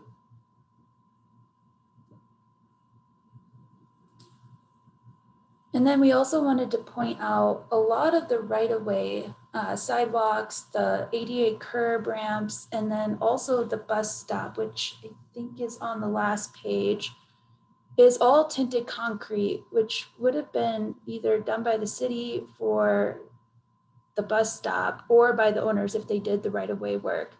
But it is somewhat setting a precedent that the city agrees that the tinted red color is historically significant or fitting in with the neighborhood context. So we just like consideration to allow both the sidewalks and the stoop and steps to be the same tinted concrete. We do feel that the continuity between the two is visually appealing. It also relates to the concrete that is in the right-of-way in front of their house. It is that tinted color to match the flagstone. And it is already existing, so ripping it all up, putting it in a landfill, and then repouring new concrete does have an environmental impact. And then I don't know if we could allow Sean and Kelly to add anything, or what is that allowed? Yeah, absolutely. There's still a little over 6 minutes left, and they can just unmute themselves. We just need to address, name and address for the record. Okay. Hey, yeah, this is Sean Young we're at actually 2840 Curtis Street, which is right next door. And thank you, Cassandra, for that presentation, and all of you for taking the time to review this. But yeah, our intentions were not to, basically try to do something unapproved. It was just more ignorance than intention in what's happened with this project over the last 4 years. So yeah, we are just looking for your consideration. So thanks so much. All right, thank you. Are there any questions for the applicants? No. All right, thanks so much for your time. Thank you. Are there any public comments for this project? Please use the hand raise button. Keith, I was wondering when the hand would go up. Yep, Keith is here. Great. You're ready to unmute whenever you're ready. Hi, Keith Pryor, 2418 Champa, speaking on my own behalf today on this project. And so, yes, the concrete itself, again, is a quality material. And just as we use brick and we allow for many different colors of brick, and this commission has approved many different colors of brick within our historic structure, we prefer medium red. We don't necessarily have a gray concrete. Gray is a color of concrete. Obviously, concrete was not found in the historic district when it was originally built because we had flagstone that led to our homes, and then typically of wood. So I think color is, again, a personal preference for the homeowners, and we do have that latitude, as does the commission have that latitude. And if the homeowner would prefer to keep that and not tear that out at an enormous expense and waste, as they said, I think it's well within the purview of the commission to have this color tinted. We have had black sidewalks that have been approved by the commission within the landmark district. And a lot of like the sandstone that was pointed out on an addition just down the street from this project. So there has been precedence and I support this, and I think that it's fine and it's not overwhelming of the property. So thank you for your consideration. Thanks. Are there any other public comments? I don't see any other hands raised. All right, then let's move into deliberation. And I may actually just kick this off and say, I actually think that that this colored concrete in this instance makes sense. Not because it's already poured, and I do understand the concern about putting that in a landfill, and that isn't great, although not under our purview. But I think it doesn't detract from the historic district, in my opinion.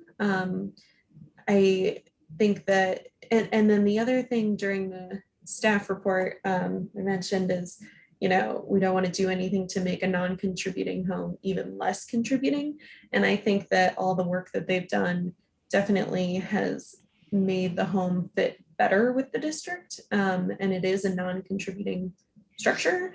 So I actually think that it makes sense in this application, and that switching to a different color would actually draw your attention more. I concur with that, Kelly. I mean, personal preference, I don't like tinted or colored concrete. It doesn't age very well. But in this instance, switching the color of the stoop and the steps, I think would definitely draw more attention to it, when concrete should just disappear from your vision, in my opinion, and not be something that you're highlighting. So I would agree to approve this as presented. I mean, not conditionally, but approve maintaining the material. Thanks, Erin. What does everybody else think? Madam Chair, I agree with you. And gray concrete, I'm not a big fan of anyway, because, I think the Property Brothers ruined the color gray for me forever, but I can't, but I don't think it detracts from the home at all. And I also, when I look at 5.3, when designing a new sidewalk or path, use colors, styles, and finishes similar to those seen in nearby historic sidewalks. And I think they did that. I kind of feel that they did that. Thanks, Julie. Any other thoughts on this? And I think it hasn't been said, but you're right. They are meeting that guideline in that way. And I think that the precedent images that they showed in their presentation really kind of drove that home. Well, I don't see anybody else to jumping in to make comments, so I'm guessing we're in agreement. So would someone like to make a motion? And remember that it sounds like we're moving in a direction of approval rather than conditional approval. So it would be different than the staff suggested motion. Yeah, Anne. I'm sorry, I just want to ask the question, which is about the staff report, just to make sure that we're on board with the staff report. So the staff report says tinted concrete is not a historic feature of the Curtis Park Historic District, and it's not compatible with the historic character of the district. So are we saying that we don't agree with that?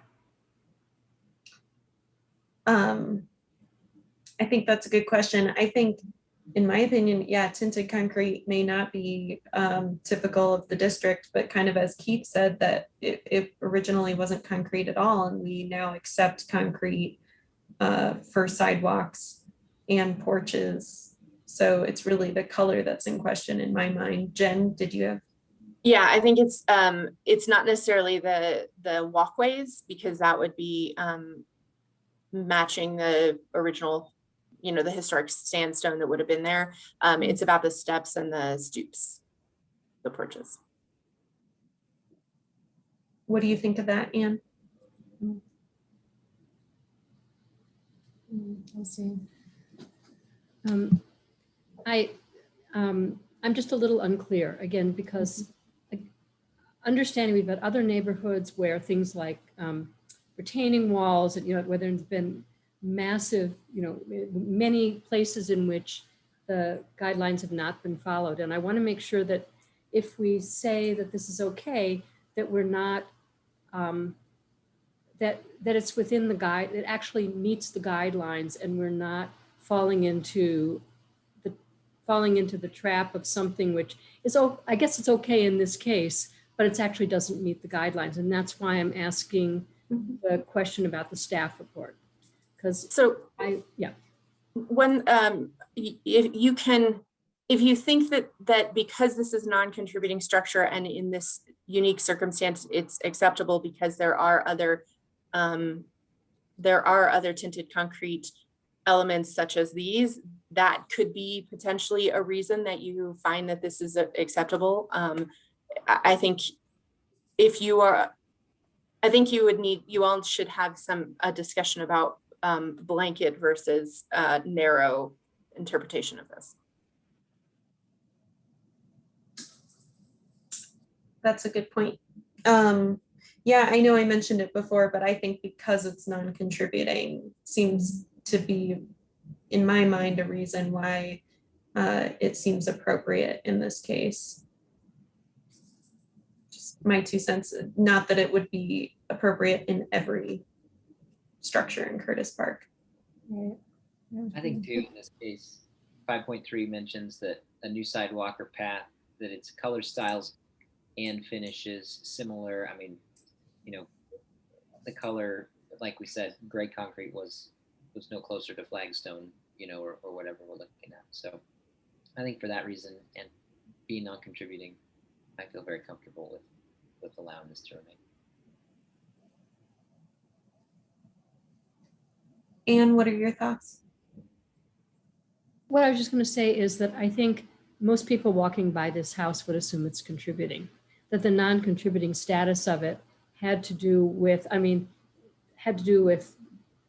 all the really great work that the owner did to remove all of the things that seem to make it non-contributing. And I don't think maybe I'm wrong, but it looks like a contributing structure. And I'm going to go with the majority, but I think it is a little bit of an odd case because it looks like, I would say it looks like a tinted set of stairs and a porch to a contributing building. Yeah, I hear what you're saying. It does look contributing now. But Jen, I think you said in your presentation that it cannot be switched to contributing without the owner. Right. Yeah, okay. Without the owner requesting that it be switched, yes.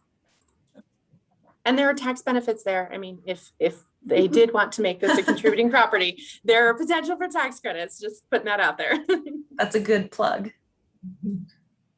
All right, it sounds like we've reached consensus. So who's going to make the motion and make sure that it sounds like we definitely need to keep 5.3 in that motion as a guideline to reference? Sure, So- Madam Chair, I'll give it a shot. I move to approve application number 2019-COA-251 for the proposed COA revisions at 2834 Curtis Street as per design guidelines 2.36 and 5.3, character defining features for the Curtis Park Historic District, presented testimony, submitted documentation, and information provided in the staff report.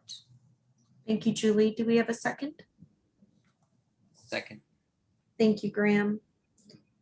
All right, I will call for the vote. George?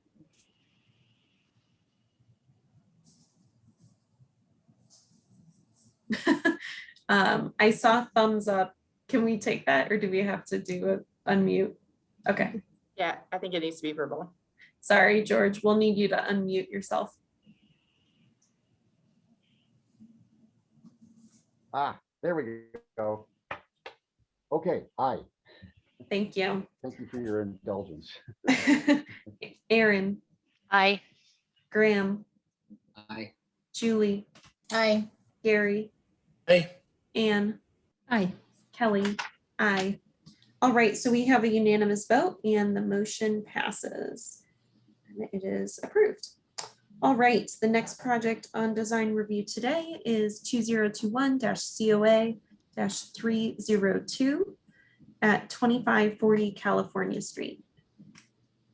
So we're staying in the Curtis Park Historic District. This review is for the Phase 2 design detail submittal for a new infill primary structure and accessory dwelling unit. The commission conditionally approved the Phase 1 submittal on May 4th with the condition that the porch height be adjusted to hit just under the second floor windows, a redesign of the horizontal banding on the accessory dwelling unit, and a restudy of the door proportions for the man doors on the accessory dwelling unit.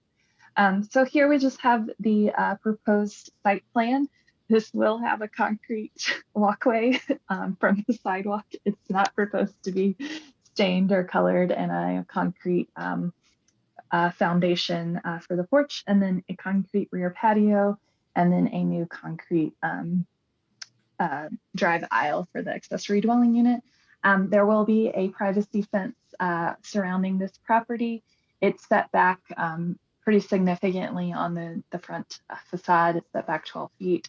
I don't know if the applicant set it back 12 feet because I said 12 feet and when I meant 12 inches. So that may be a clarification for the applicant, but either way, that placement is acceptable if that's what they were actually intending, but it could also be moved up if the applicant desired that, just for clarification, because I sometimes mix that up. Sorry, slide's not changing. It says Sorry, I I'm gonna have make you, control. it's saying it's waiting for you. I'll try to I'm gonna Okay. stop it and try again. Hold on. There you go.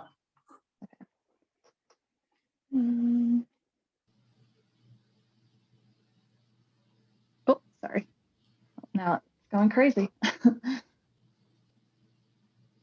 Okay, so the front facade of the structure is proposed to be clad in a brick, and that brick will wrap around pretty significantly on the facade. This is a true genuine brick. It is in a light red color and will also have light red mortar joints. Brick within the Curtis Park Historic District is typically orange in color. However, we do feel that this red brick is appropriate for the Curtis Park Historic District because it's of a similar color palette and also will distinguish the structure as new. The applicant did restudy the height of the porch to meet the commission's conditions. However, when staff got that revised height in, the porch looked extremely tall. So we asked them to drop it just a little bit in height. So it is not just right under the windowsills per the commission's conditions, but it is taller than what you saw in the Phase 1 submittal. We do feel that this height is appropriate. It's not looking awkward on the structure and is following the floor to floor heights and is working for the structure. So did want to clarify why it's not quite exactly what the commission suggested in their in your condition, but they did do that, and it was just incredibly tall, particularly because many of the Italianate porches have detailing on the spandrel area that helps bring that height down, and this porch does not. So there will be architectural banding on this facade, and there will be a defined foundation, which is typical of the Curtis Park Historic District. There will be limestone headers and sills on the brick portion of the building. And again, this building has a pretty tall parapet, as it will have a roof deck. But again, we don't find that the parapet is unnecessarily tall, and the applicant has articulated that parapet with some special bond patterns to break up that height. And I do have a detail of that later here in the submittal. The porch roof will have standing seam metal roofing, which is typical of historic structures within Curtis Park. So we don't have a concern over that standing seam metal roofing. This is the rear elevation. This will be lap siding with a smooth finish, 4-inch reveal. It will be painted gray. There is banding on this facade that aligns with the brick banding on the primary facade, which you can see better in the side elevations. Again, this will have a spiral stair at the rear that will allow access to that rooftop deck. And then that taller parapet with that articulation detail and cementitious siding to kind of break up that height a little bit. The commission did approve a administrative adjustment for the height of the structure at the last meeting, so we don't need to look at that at this meeting. Here is the side elevation. Again, that brick is wrapping back pretty significantly on the facade. It's 21 feet 8 inches, which was done at the request of the Curtis Park neighborhood. You have typical window proportions with that more square window on the lower portion towards the rear, but we don't have concerns over that, as our guidelines do allow for flexibility. The windows will be Fibrex, and they are double hung, mostly with the exception of that fixed window there. And I do have window details for you as well. Here you can see how that lap siding banding will align with the brick banding siding as well. This facade is pretty similar to the other facade, so I won't spend a lot of time on it there. This is the ADU structure, so the applicant has readjusted the horizontal banding to align with the landing of the ADU access, and then the doors are restudied to be more proportional with each other. There are light fixtures proposed adjacent to the doors, and then you have those tall narrow windows that are typical of the Curtis Park Historic District. This is 4-inch lap siding, smooth finish, just like the secondary elevations of the primary structure. So we do have a simple combination of materials used on the structure as recommended by our design guidelines. This is just the side elevations of the ADU. There is a more horizontal window, but it will have minimal visibility from the public right away. And that is a fixed window. These windows are fiberglass, or Fibrex as well, similar to the primary structure. Here we have some building section details. All windows will be inset into the wall plane, both on the brick portion of the building and the lap-sided portions of the building. It's 2 and some change. Here we have a detail of the change in the material transition as well, so we can ensure that that is constructed correctly. And then just a detail of that brick cornice that will have that 45-degree angles, soldier course, and a single band course to provide some visual interest on the front facade that wraps around 21 feet 8 inches on the secondary facades. And then just a section through the porch showing the height of the porch. The applicant did raise the height of the porch a little bit from the phase 1 submittal, but not as tall, again, because it looked very awkward when staff saw it. Here are the materials that are proposed. These are all high quality materials. We have a true brick, the smooth cementitious siding with the 4-inch reveal, broom finish concrete, TPO roofing for that flat roof, and then Trex decking will be installed on the roof deck. We do allow that in the rear yard in areas that aren't visible from the public right of way, so that is an acceptable material to use on the rooftop deck. LP smart siding is proposed for the trim, which we have started to allow because LP has remanufactured their process and has made a more durable material. So we have started allowing that LP material now when we previously did not. A limestone header for the portions on the brick headers and sills. And then I just have some renderings for this project. So it's very simple in design, high quality materials, and generally speaking, compatible with the Curtis Park Historic District. So staff is recommending approval of this project. Thank you, Brittany. Are there any questions for staff? Yeah, Gary. This is a general question, and then maybe we can talk to the applicant about it. But I noticed some of the window details aren't flashed properly. When we approve, if we would approve this, there's a later submittal to the building department that's going to be looking at those kind of things. Is that correct? There is, and we also look at that, but you could talk to the applicant about that and make it a condition as well if you feel like it would. We don't typically make those as conditions of approval, though, do we? Not unless we feel like it's going to affect the design of the project. It'll affect the performance, but not necessarily the appearance. Mm-hmm. Any other questions? All right, then let's promote the applicants. And when you're ready, go ahead and unmute yourself. You'll have up to 10 minutes, and please start with your name and address for the record.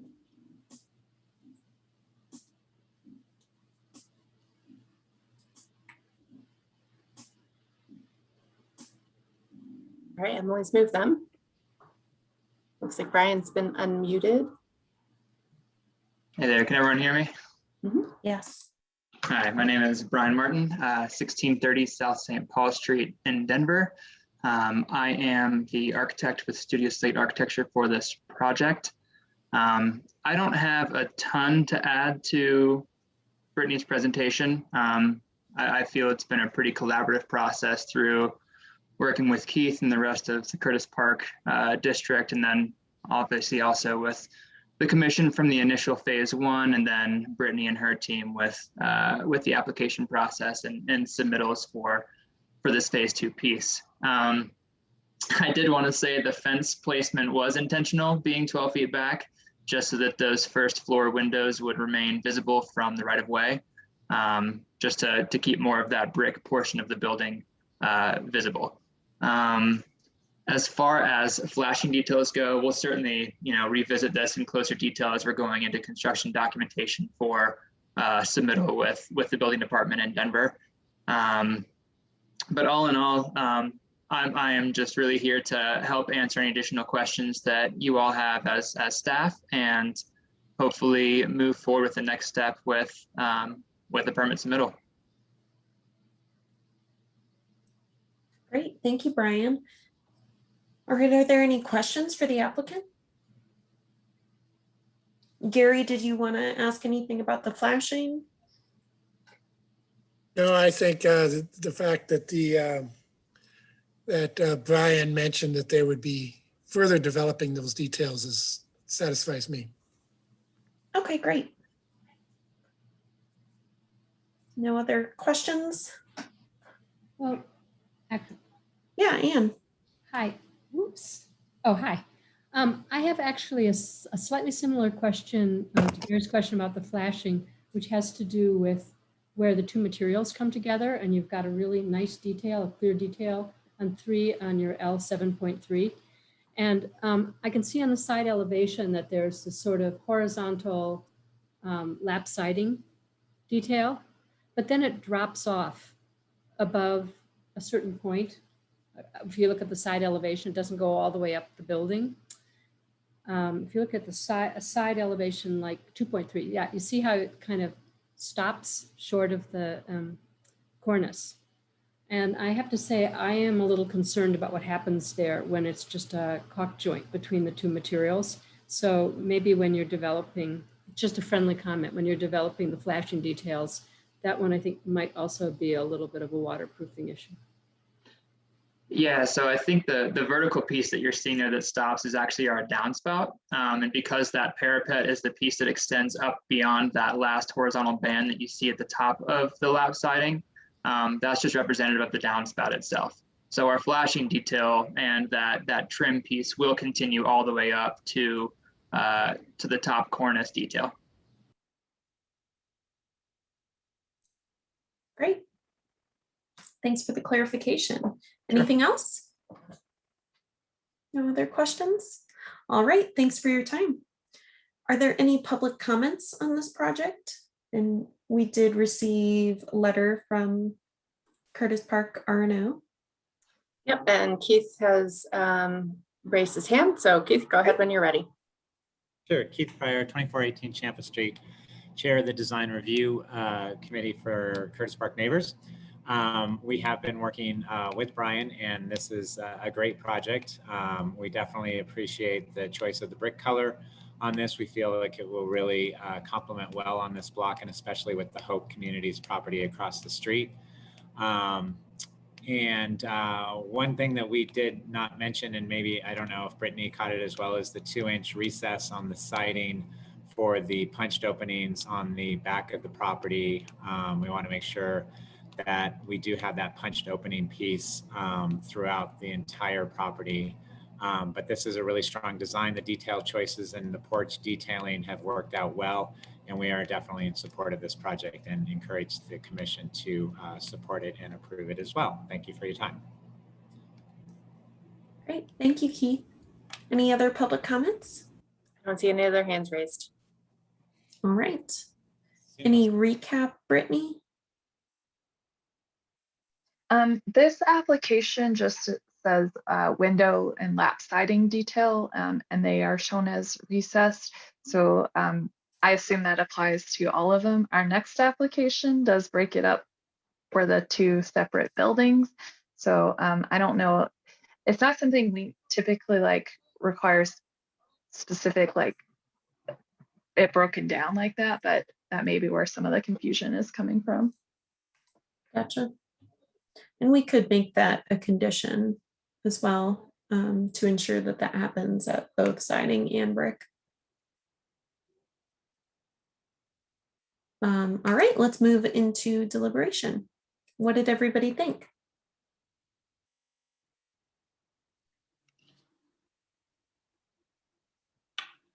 I think in general, I agree with the staff report and analysis. I think it's a nice project, but I think the questions that Ann and Gary have brought up are good ones and worth acknowledging here as at least a friendly comment, as Ann mentioned.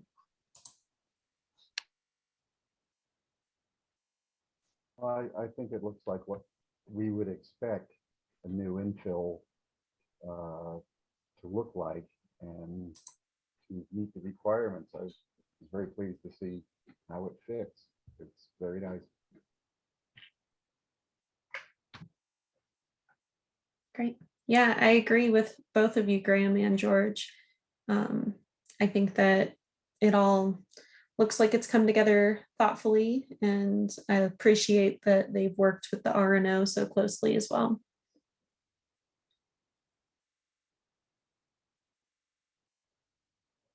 Any other comments, or are we all in agreement? And who is going to make a motion?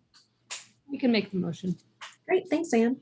I move to approve application number 2021-COA-302 for the Phase 2 design details at 2540 California Street as per design guidelines 4.2 to 4.6, 4.8, 4.16, 4.18 through 4.19, 5.9, 5.16, 5.21, character defining features for the Curtis Park Historic District, presented testimony, submitted documentation, and information provided in the staff report.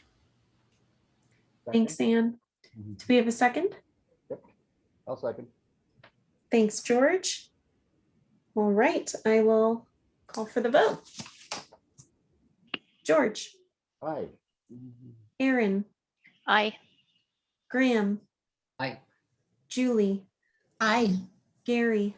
Aye. Anne. Aye. Kelly. Aye. All right, we have a unanimous vote and the motion passes. Project is approved. All right, next up on design review is 2021-COA-303 at 2546 California Street.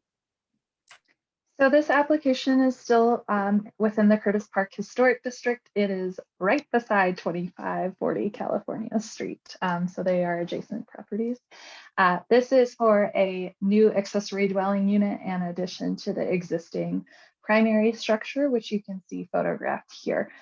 It will involve demolition of this rear shed roof addition to the structure.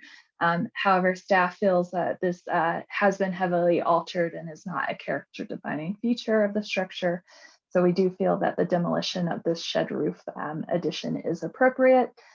Additionally, there are no changes proposed to the primary structure with the exception of the modification of a window on the north elevation. And in this demolition drawing, the window is not shown correctly.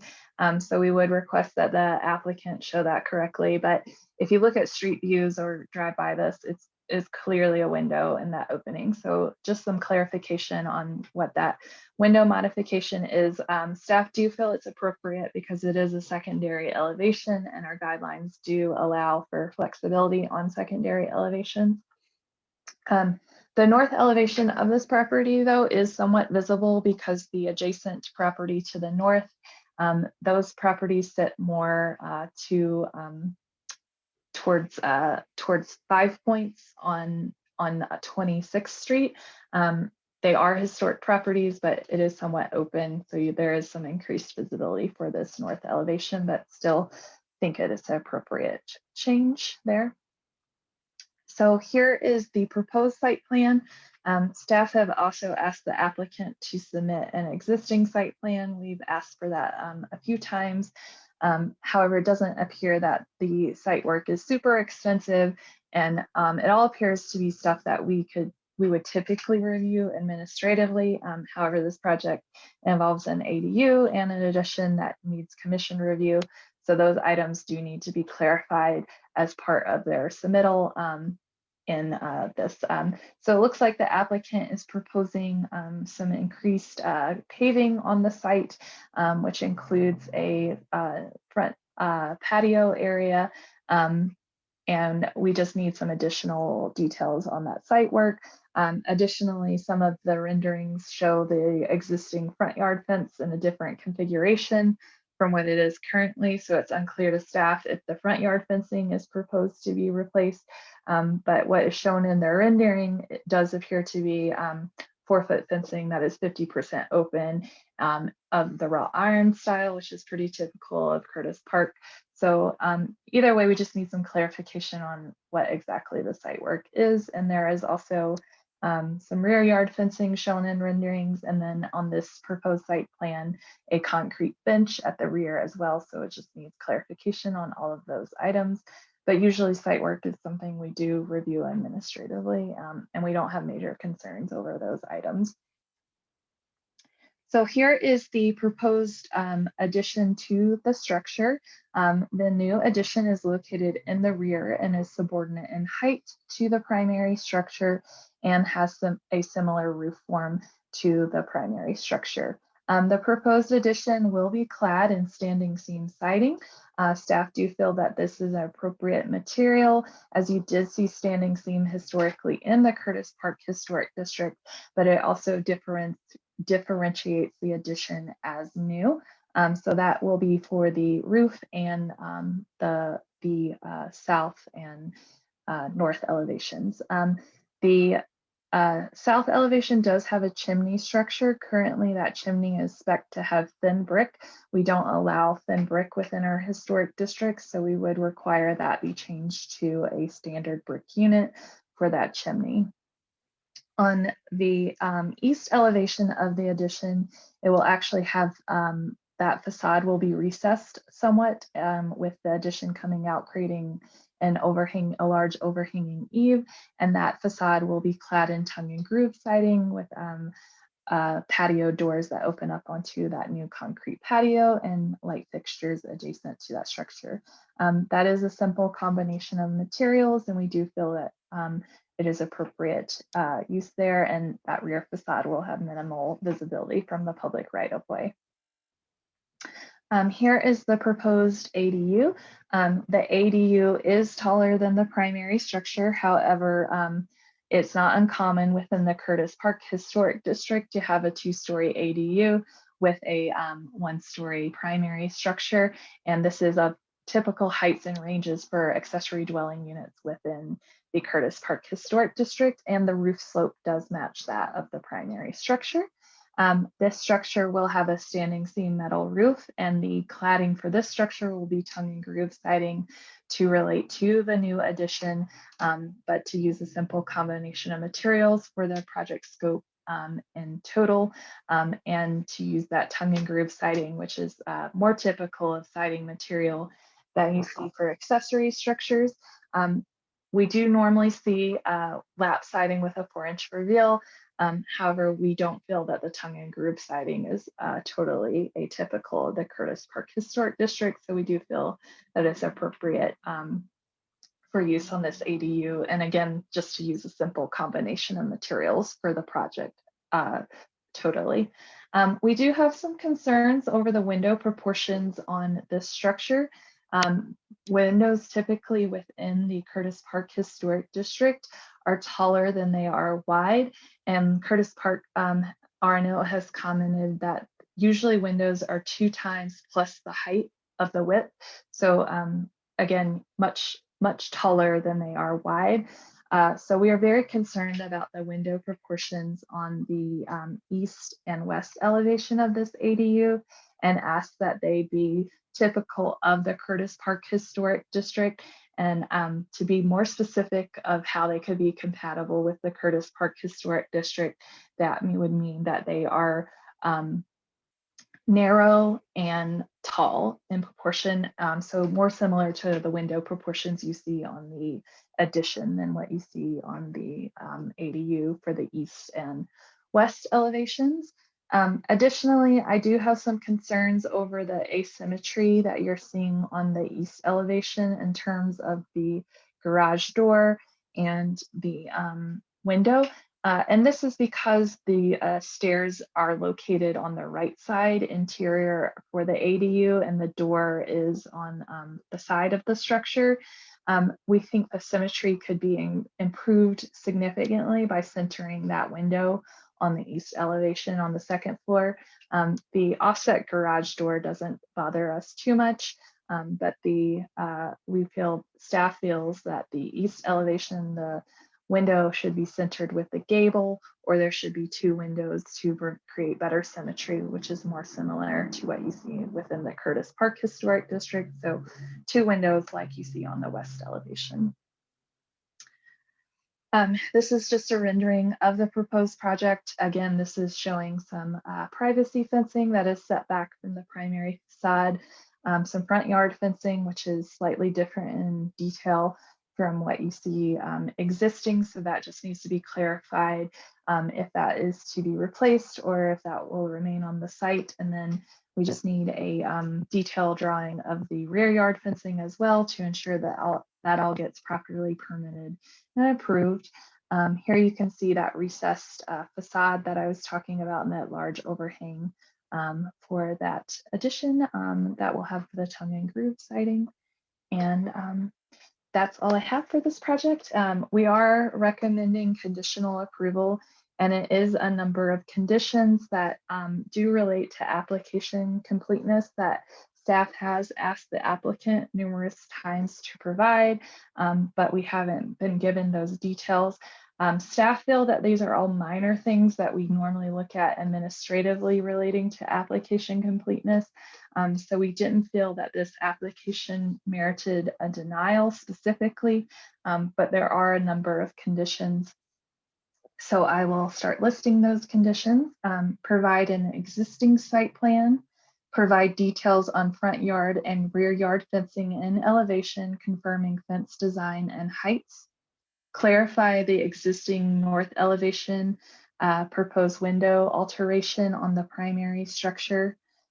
Correct all inconsistencies in the drawing set, including the section details for the ADU cladding material and the window section details for the addition, adding the elevation keynote for the patio doors and correctly identifying the garage door materials. So like I said in the prior application, this specific application has detail sections specifically relating to the addition and section details specifically relating to the ADU. And it's showing lap siding on those section details, but lap siding is not proposed as far as staff's knowledge for the structure, so that detail will need to be corrected. Again, we didn't feel like that was a major design change because the windows are shown as inset. It just needs to show the right material that the applicant is proposing on that. So that was that condition 4. Use a standard brick unit on the addition chimney as they currently have thin brick proposed, and that's not what we allow. Provide material details for the brackets and trim on the ADU, so specifically around the windows, which will have trim. The addition won't have trim around the windows as it's standing seam, and trim detail is not something you see on standing seam. Originally, I had a condition about restudying the window proportions, but I'm going to be a little more specific. So we would recommend that the windows on the ADU be 2 times the height versus the width to create that tall mirror window that you see within the Curtis Park Historic District. And then on the alley elevation of the ADU, we would recommend that the window be placed symmetrically on the facade, or 2 windows be installed on the facade similar to the west elevation to create that symmetry. And then provide material details and elevations for all hardscape materials. So that includes the bench and those items. So it is a conditional approval with a number of conditions, but I'm happy to answer any questions regarding those conditions if there are any concerns over them. Thanks, Brittany. Are there any questions for staff?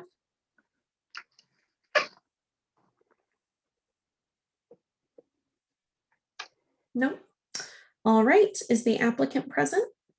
And could we promote them? Yep, Kara's moving them over. All right.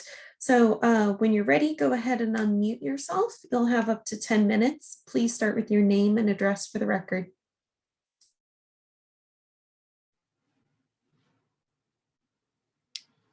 Hey there, realizing my light is very bad, but I'm Greg Golding. I am the owner and the applicant along with Kevin Anderson, my architect.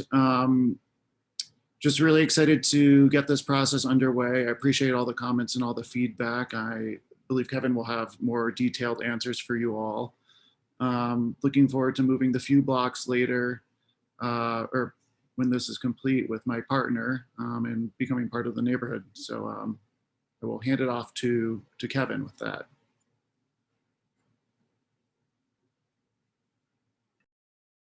And while we're waiting for Kevin, I don't think we got your address. My current address, 2359 North Lafayette Street, Denver. Thanks. Kevin, you'll need to unmute yourself.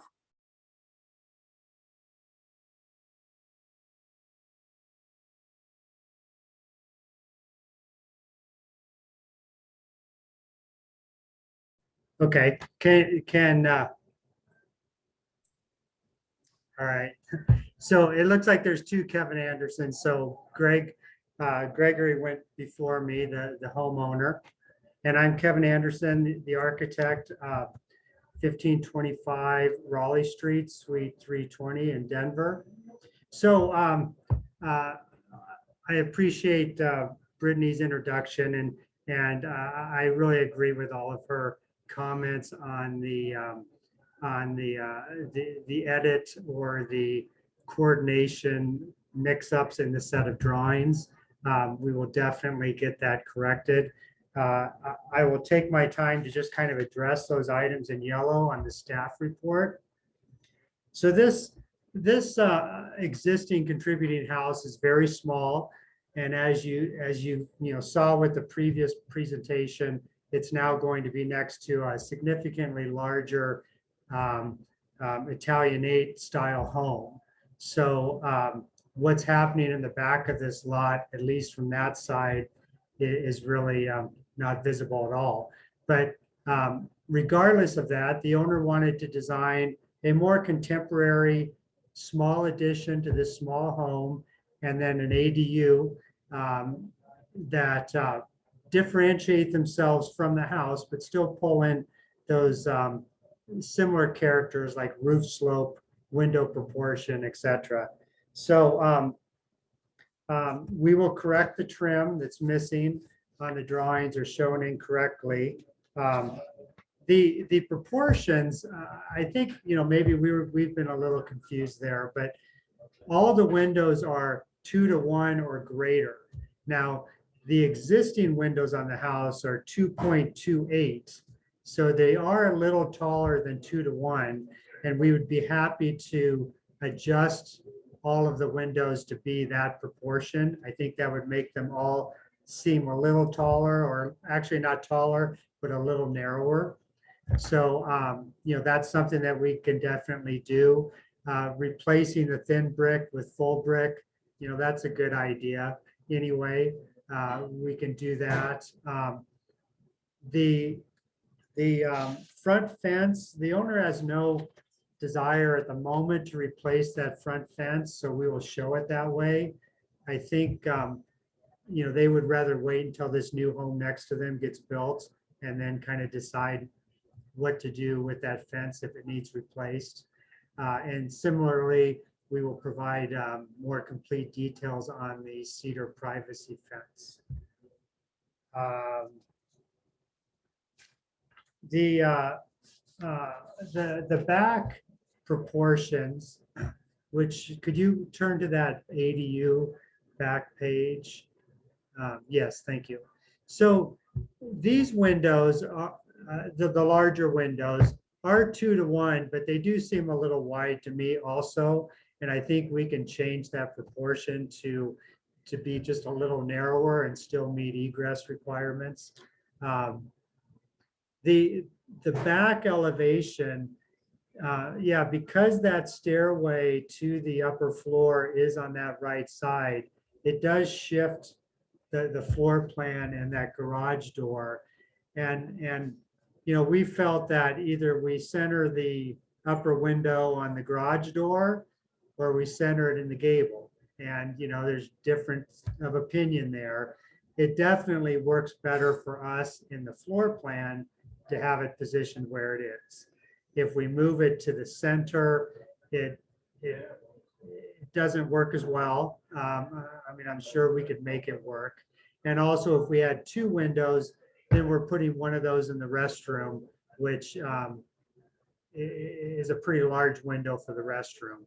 And we wanted to keep that symmetry on the sides also. On that alley, facing the other side are the back of the commercial buildings in 5 Points that are 2-3 stories. So it's definitely a fairly urban alley. It's not a real residential alley, especially on the opposite side. So we felt that this was a minor non-symmetrical solution that worked best for the structure. Landscape, we removed the bench, but we will provide more detail for the hardscape. like the neighboring property, there's very little ground left between these buildings, so that really needs to become the patio with some select landscaping and a tree. And I still have 4 minutes, but I think that's really it. I mean, I appreciate staff's willingness to list this as approval with condition, because we can definitely meet those conditions with a resubmittal as we move forward into construction documents. And with that, I think I'll open it up for any questions. Thank you. Are there questions for the applicants? No, I see nodding heads that it looks like everything is clear. Thank you for addressing those conditions. I think if there aren't any questions, thank you for your time. Are there any public comments? Do we have Keith on the line? Yep. All right. Let me adjust the time. Go ahead when you're ready, Keith. Hi, Keith Pryor, 2418 Champa Street, Chair of the Curtis Park Design Review Committee. We did meet with the applicant and review this project, and it has come a long way. We definitely really like the subordinate addition and what they've done there. We definitely agree with staff's recommendations on all of the project. The ADU, it is very common to have a taller ADU on a single story. That's kind of our intention to save our smaller houses. So we're definitely in support of how this configuration has evolved. And we really think that this is the most appropriate piece for one of these smaller properties in the neighborhood. So we greatly appreciate what the applicant has done in this situation. We agree with staff's recommendations on all of the conditions. As far as the window in the alley goes, and if it's centered in the gabled or centered over the door, it is in the alley. It is a situation, where it's working out better placement for an interior floor plan. We don't really have an opinion and would leave that to the commission to discuss and decide. So overall, we definitely do recommend approval conditionally on this project with the conditions that staff has laid out. Thank you for your time. And we do definitely would like to see this project move forward with the conditions. Thank you. Thanks, Keith. Any other public comments? I don't see any other hands raised. Okay. Then let's move into deliberation. What did everybody think? Yeah, Gary. I agree with all the staff recommendations except the east window in the ADU on the second floor. I understand why it is where it is. And so I don't have a problem leaving it like it is. I looked at the floor plan and I don't know how many different ways a floor plan would have to be reconfigured to center that window. And I just think it's in the alley and it's fine. Thanks, Gary. I agree with you. Kelly, I was going to jump in and say that I also agree with everything. I think it looks like a great project, and the number of conditions caused me to pause, only because I know we've gone through that before, and clear conditions we've talked with Adam and Nate about. It almost felt to me like this is a project, like a construction project that you can tell is going to turn out great, and it needs that final construction clean before punch list instead of jumping into punch list when you're just not quite there. And so being the devil's advocate, I was curious to see both staff and the commissioner's thoughts about allowing the applicant to clean these up. I feel like having 9 conditions is a lot. That being said, I don't have any issues with the project itself, but that was kind of my concern. And I think the windows, which Gary just mentioned, proportions and placement, that was the condition that struck me as the most subjective. I think that wasn't just to provide this information. And so maybe that's not as big a concern, or if that condition goes away, then the others are pretty easy to handle. But I feel like a few conditions is a workable thing. I was not as fully comfortable with so many moving targets. I agree with you, Graham, that condition number 8 was the problematic one that wasn't completely clear, but I think Brittany did revise that when she was reading through the conditions. So I kind of jotted down, and Brittany, correct me if I'm wrong, I jotted down that you were saying the 80, instead of what was noted in the staff brief, that number 8 would be ADU windows have a height 2 times the width and make the window on the alley elevation be symmetrical. It sounds like a few of us are discussing that maybe we don't need that symmetrical window in the alley since it is an alley, but that would make it a clearer condition. Yes, that is what I said, but per Kevin's testimony, he said the windows were more 2/8, so I think that would probably be better than what I recommended. Yeah. 1 or 2 to 1. Okay. Well, what did everybody else think about the number of conditions and whether you feel it's appropriate to approve conditionally or deny and have it come back with a clean set? Madam Chair, I was a little concerned about that as well as Graham, but I feel like the applicant, I think he answered our questions. I think he answered Brittany's concern. So I feel comfortable with it. It is a lot, so I could go either way on that. And I also agree about the window. It's in the alley. I don't have any trouble where it is right now.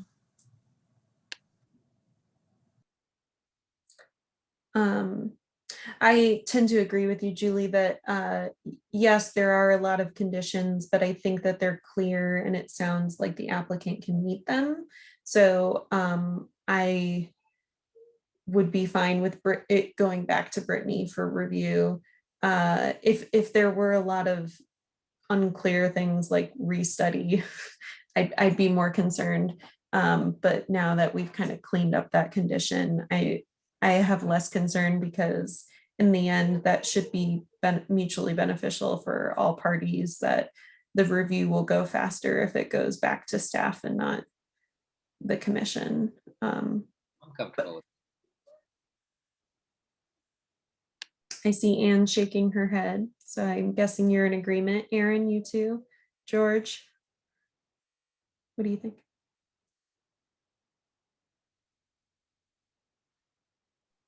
So we have the option of having the conditions condensed somewhat, or the ones that were administratively approvable removed from the actual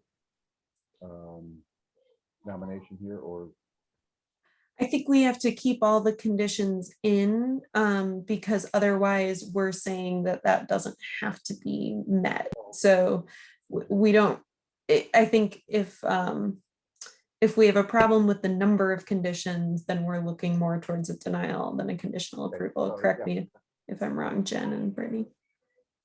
Yeah, it's I mean, the number of conditions is one thing to weigh, but whether those conditions are small things or if it's just each, I think a big part of it is if there are a lot of conditions and those conditions would greatly change the design and of what you have, then there should be that it should head towards a denial.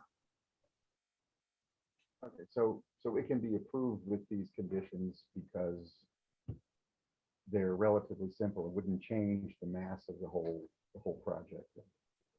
Okay. Good. And George, that is a matter of opinion. So if you disagree and you feel like those conditions aren't clear and that we can't fully understand, what it's going to look like if those conditions were met, then feel free to chime in otherwise. Now, if I were the applicant, I would understand quite clearly what I needed to do, and the staff is generally so helpful that a quick phone call, yes, we can do that, and boom. So that was my experience anyway. Great. Adam, did you have something to add? Yes. Also, just keep in mind, because this is a recommendation of approval, and if you all feel that this is heading towards an approval, but just an uncomfortable number of conditions or conditions that are more subjective than objective, You could also ask the applicant if they're willing to continue this to address some of those more subjective conditions, so that you can actually see those and make sure that they are meeting the guidelines once more detail has been provided to you. So just another option for you all to consider. That's a good point.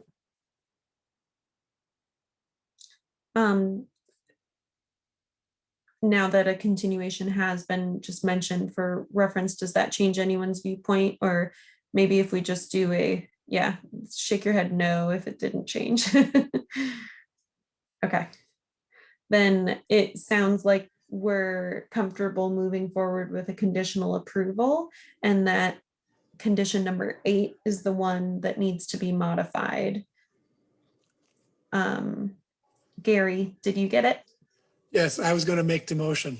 Awesome. It's a long one. Go for it. Madam Chair, I move to approve with conditions application number 2021-COA-303 for the new addition and accessory dwelling unit and one-story detached garage at 2546 California Street as per design guidelines 2.14, 3.2, 3.3, 3.5 through 3.9, 4.1, 4.6, 4.8, 4.18, 4.19, 5.9, and 5.23. Character defining features for the Curtis Park Historic District. Presented testimony, submitted documentation, and information provided in the staff report with the following conditions. 1, provide an existing site plan. 2, provide details on front yard and rear yard fencing and elevation, confirming the fence design and heights. 3, clarify the existing north elevation, proposed window alteration on the north elevation. 4, correct all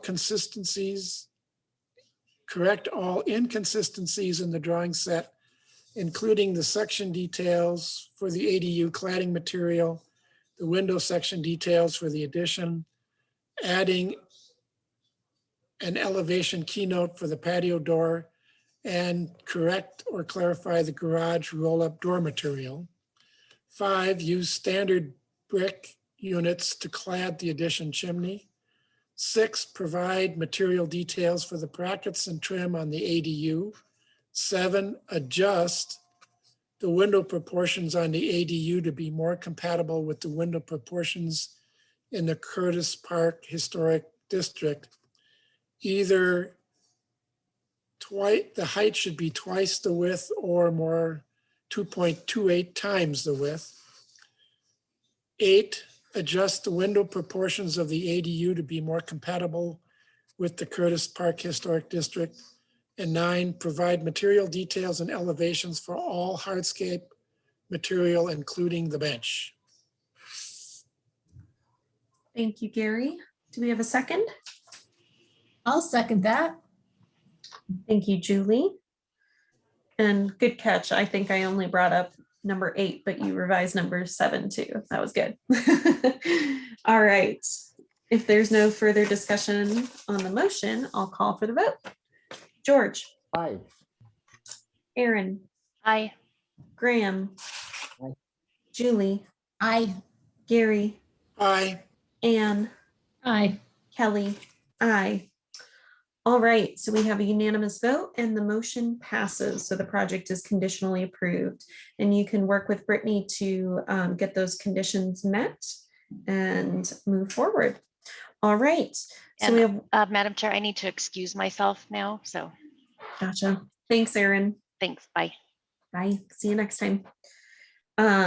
Okay, so let the record show Erin had to take off right before the last design review project, which is 2021-COA-304, and it's at 633 Steel Street. So we have left Curtis Park and are in the East 7th Avenue Historic District now. This is a contributing structure. It was constructed in 1924, and the period of significance for East 7th Avenue is prior to and including 1943. This is a craftsman style bungalow that has a side porch that projects out to the side, and then it has an existing one-story garage. This applicant is proposing a connector addition between the one-story garage and the existing primary structure. This application initially began as a pop-top application, so staff were thrilled to see a revised application and for something located at the side and rear of the structure.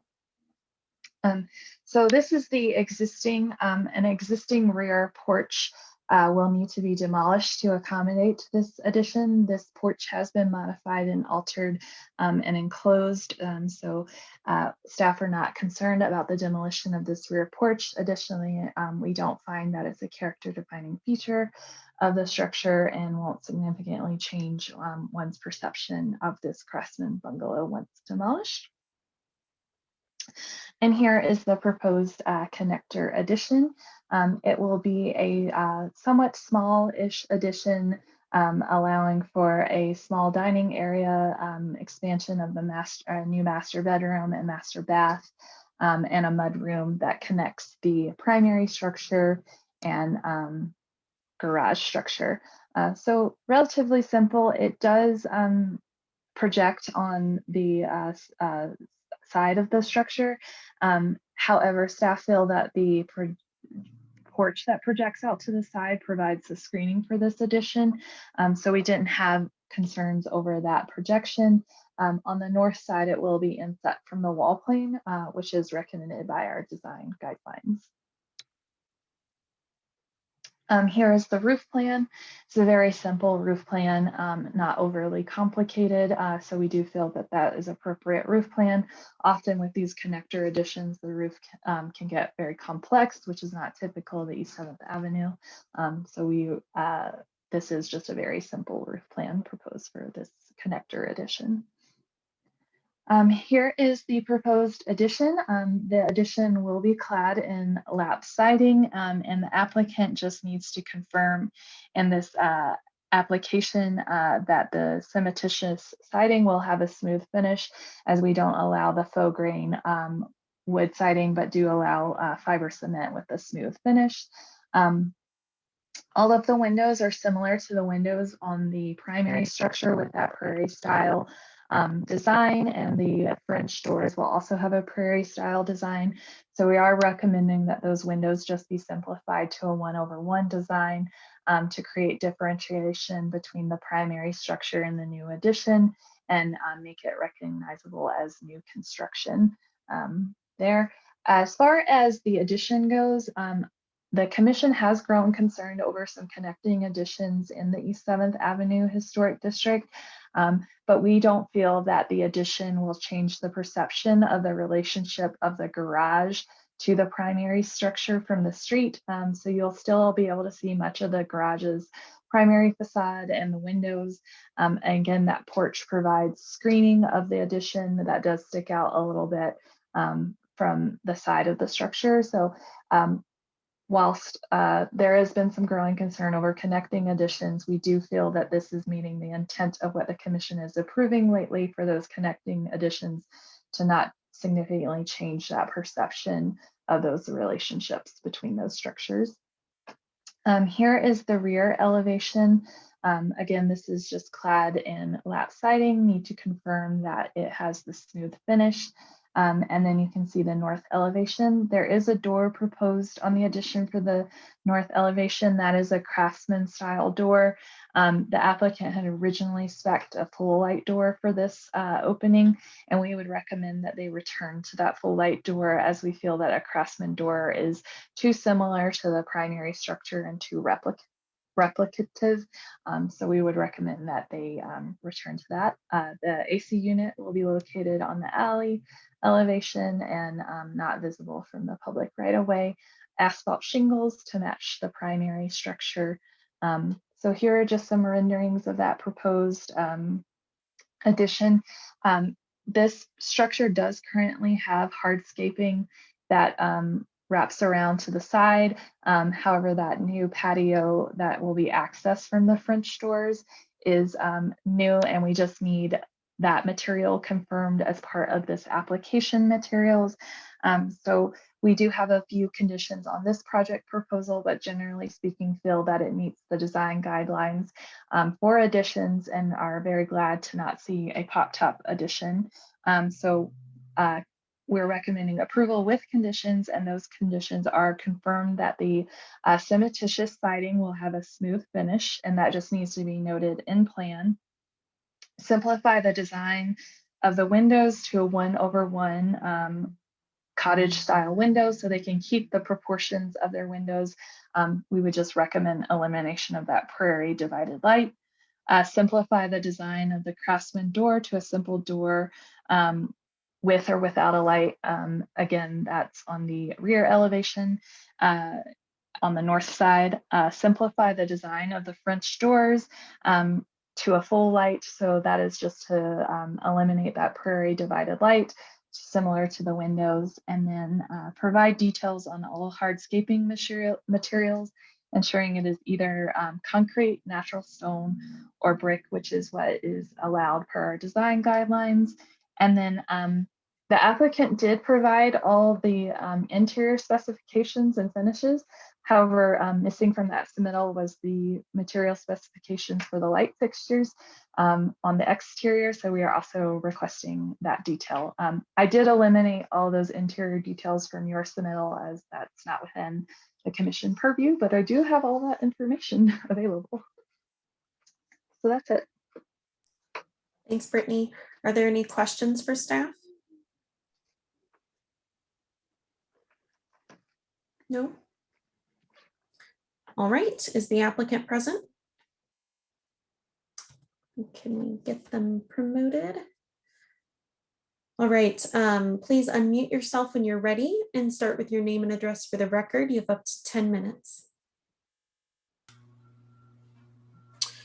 Hey all, my name is Josh. I am the contractor on this job. Caitlin, the homeowner, is going to speak briefly after.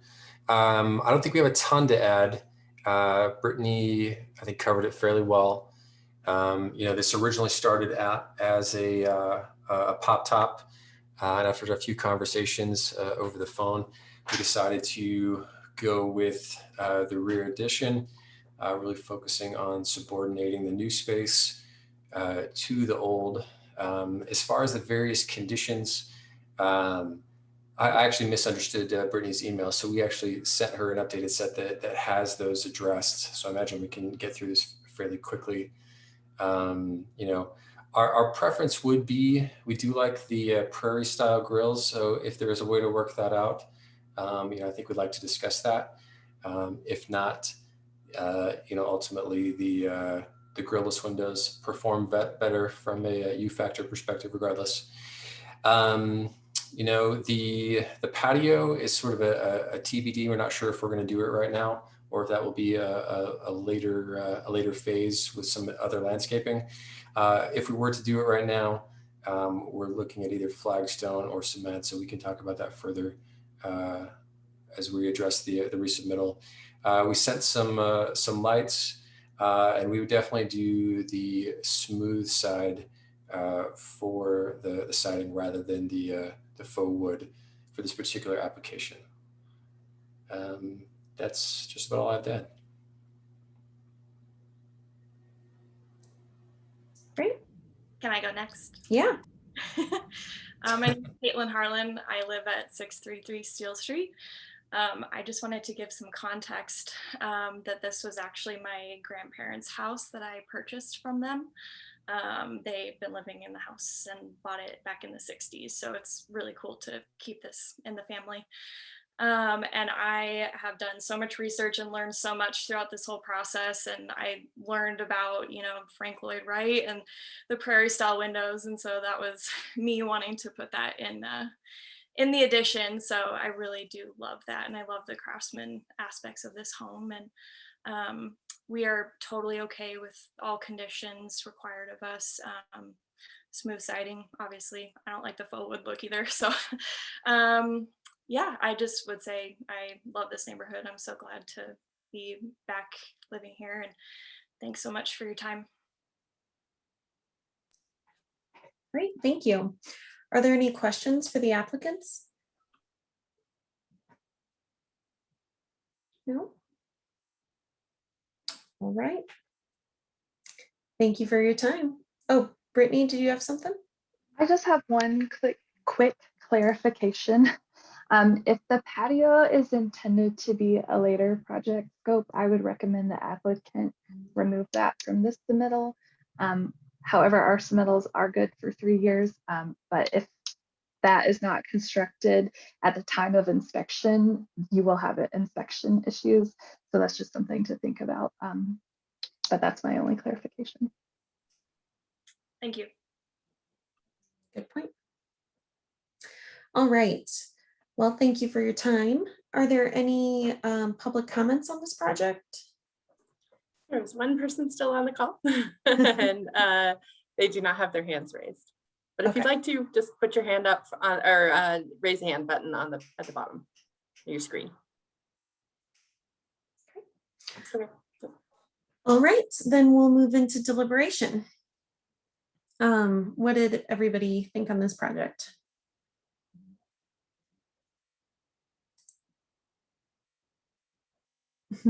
And, you know, given the conversation that we had on the previous project that had a lot of conditions, I guess I'll just start by saying we have a lot of conditions on this one as well. They seem pretty clear to me and not subjective, but if anybody has any concerns about the number of conditions or whether meeting these would be subjective and you're not sure, you know, how that's going to turn out, then we should consider either denial or continuation if we need clarification on any of those in order to render a judgment. Yeah, Anne. Hi. So I think there are many really great things about this addition, and I think the plan is terrific, and I think getting it behind the main house is really terrific. But I do have a concern about the roof. And I'm looking at the elevation sheet 3.1. And for such a simple little addition, there seems to be one too many planes in the roof, which I think is causing, I'm looking at the west elevation at the rear. It sort of looks like there's an extra piece of roofing that maybe isn't required there. And I think having in such a small volume, two different ridge lines essentially across gable is creating a complexity that's not really required. And I would think about guideline number 3.7, which is to respect the, not to pull it up again, is to design a roof of a new addition to be compatible with the original structure and surrounding historic context. And the original roof line is so simple, you know, just the two nested portions of it. And I just think personally that that should be restudied. Yeah, what did everybody else think of the roof?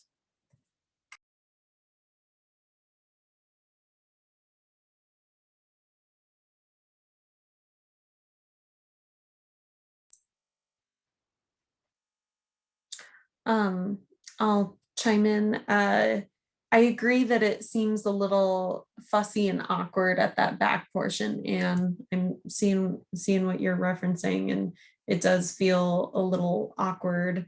And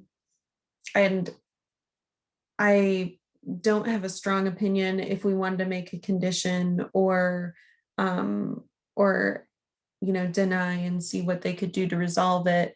I'm fine with that, or I'm just fine with making a friendly comment. I guess since it's at the rear of the building, I'm not too concerned about it being visible from the public right of way. So I guess at first glance, I wasn't worried about it, but I definitely agree that it's an awkward design.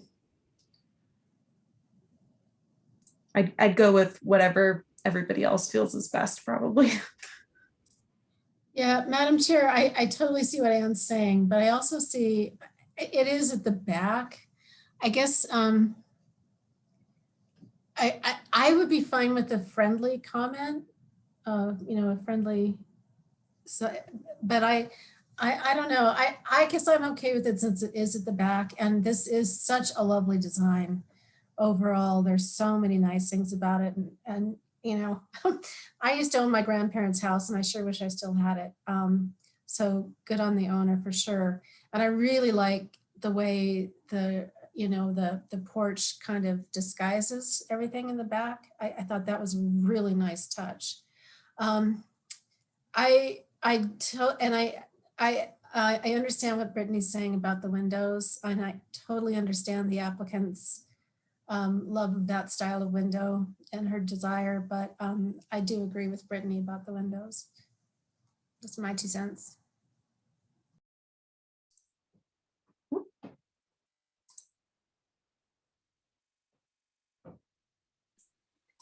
I'll jump in and say, I guess that I think both the windows and the roof being back, being on the addition with different material, I didn't have strong opinions about them either way. I think our window guideline, you know, does talk about matching proportions more than characteristics.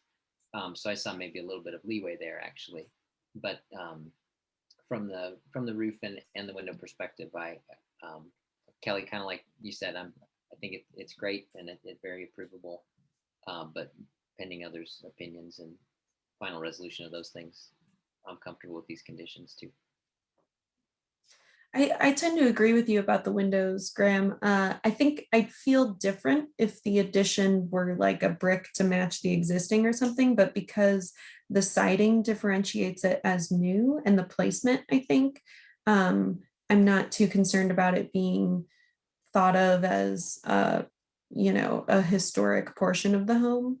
So for that reason, you know, I'm not too concerned about the windows matching the existing. And I agree with you, Graham, it is, and Julie, it's a great placement on the site, shielded by that porch, so.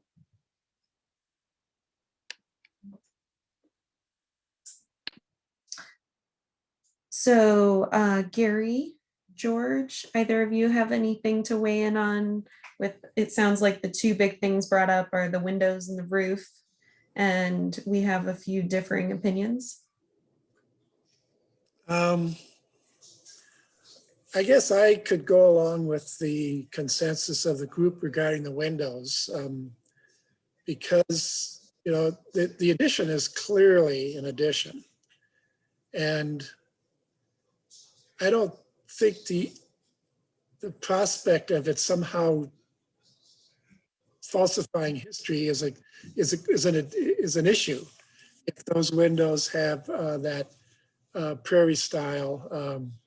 And I'm not sure, and I know prairie style buildings have that configuration, but so do other styles. So it's not strictly prairie style. So I'm okay with that. I know the roof's a little complicated, but as I understand it, the builder is actually the designer of this, or appears to be. And if he can build it so that it doesn't leak, I'm okay with it. Fair enough. George? I'm glad it's not a pop. But the extension out from the side, even if it is, you know, quasi not visible from the street, I would certainly prefer to see it kept within the confines of the original footprint. Having it pop out like that seems awkward to me. But on the other hand, if it's the best they can do, it's the best they can do and still meet requirements. So the windows don't particularly bother me, again, because they're on the side of the house. But it's better than a pop. I think we can all agree with you there. You know, Madam Chair, I'm fine with the windows too, if everybody else agrees. I mean, I can go either way. They are lovely as the design is presented. Okay, so it sounds like, if I'm accurately representing this, for the most part, we think that the window design is fine as is, because we don't think there's a chance of this being representing a false sense of history. So in that way, it does meet the guidelines and does match proportions of the original windows, which meets our guidelines. So, and then the other thing is, it sounds like consensus is, for the most part, that Anne's right, that's an awkward roof detail, but it's at the rear, and if it's buildable, then we see that it meets our guidelines, in the sense that there's more flexibility at the rear of a structure. Is that accurate? Okay, so and there are several conditions, but it sounds like we all feel that they're necessary and that they're clear. And it sounds like the applicant can meet those conditions. So if we're ready to move forward with this as an approval with conditions, who would like to make the motion? Madam Chair, I will try, but I just wanted to make sure that the 3 conditions relating to the windows, we've got the. Yeah, let's talk about that. Yeah, which is the windows themselves. Condition number 3, which is the entry door, and then the French doors. I think we would probably remove those 3 conditions. Does that sound accurate? Sounds good to me. What do you guys think? Thumbs up if you agree, thumbs down if you don't. I'm only seeing 2 thumbs. A quorum of thumbs. Well, I'll give it a shot here. And okay, thanks, Graham. I move to conditionally approve revised application number 2021-COA-304 for the 1-story connector addition at 633 Steel Street, as per design guidelines 3.1, 3.2, 3.5 through 3.9, 5.3, and 5.21. Character defining features for the East 7th Avenue Historic District, presented testimony, submitted documentation, and information provided in the staff report with the following conditions. Confirm the cementitious siding and trim will be smooth finish in plan. Provide details on all hardscaping materials, ensuring either concrete, natural stone, or brick. Provide manufacturer specifications on exterior light fixtures to ensure they comply with guideline 5.21. Oh, you're muted, Kelly. Thank you, Graham. Do we have a second? Second. Thanks, Gary. All right, I'll call for the vote. George.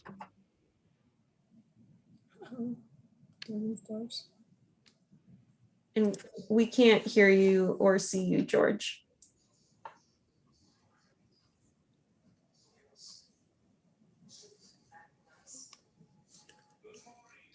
Do you want to come back to him? Yeah, okay. Let's see, Graham. Aye. Julie. Aye. Gary. Aye. Anne. Aye. Kelly. Aye. All right, let's try George one more. Oh, did he? There we go. George.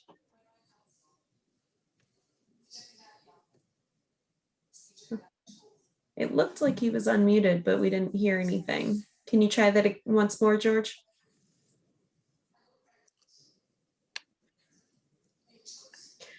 Okay, so with the technical difficulties and the fact that we have a quorum, I guess we'll just go ahead and move forward.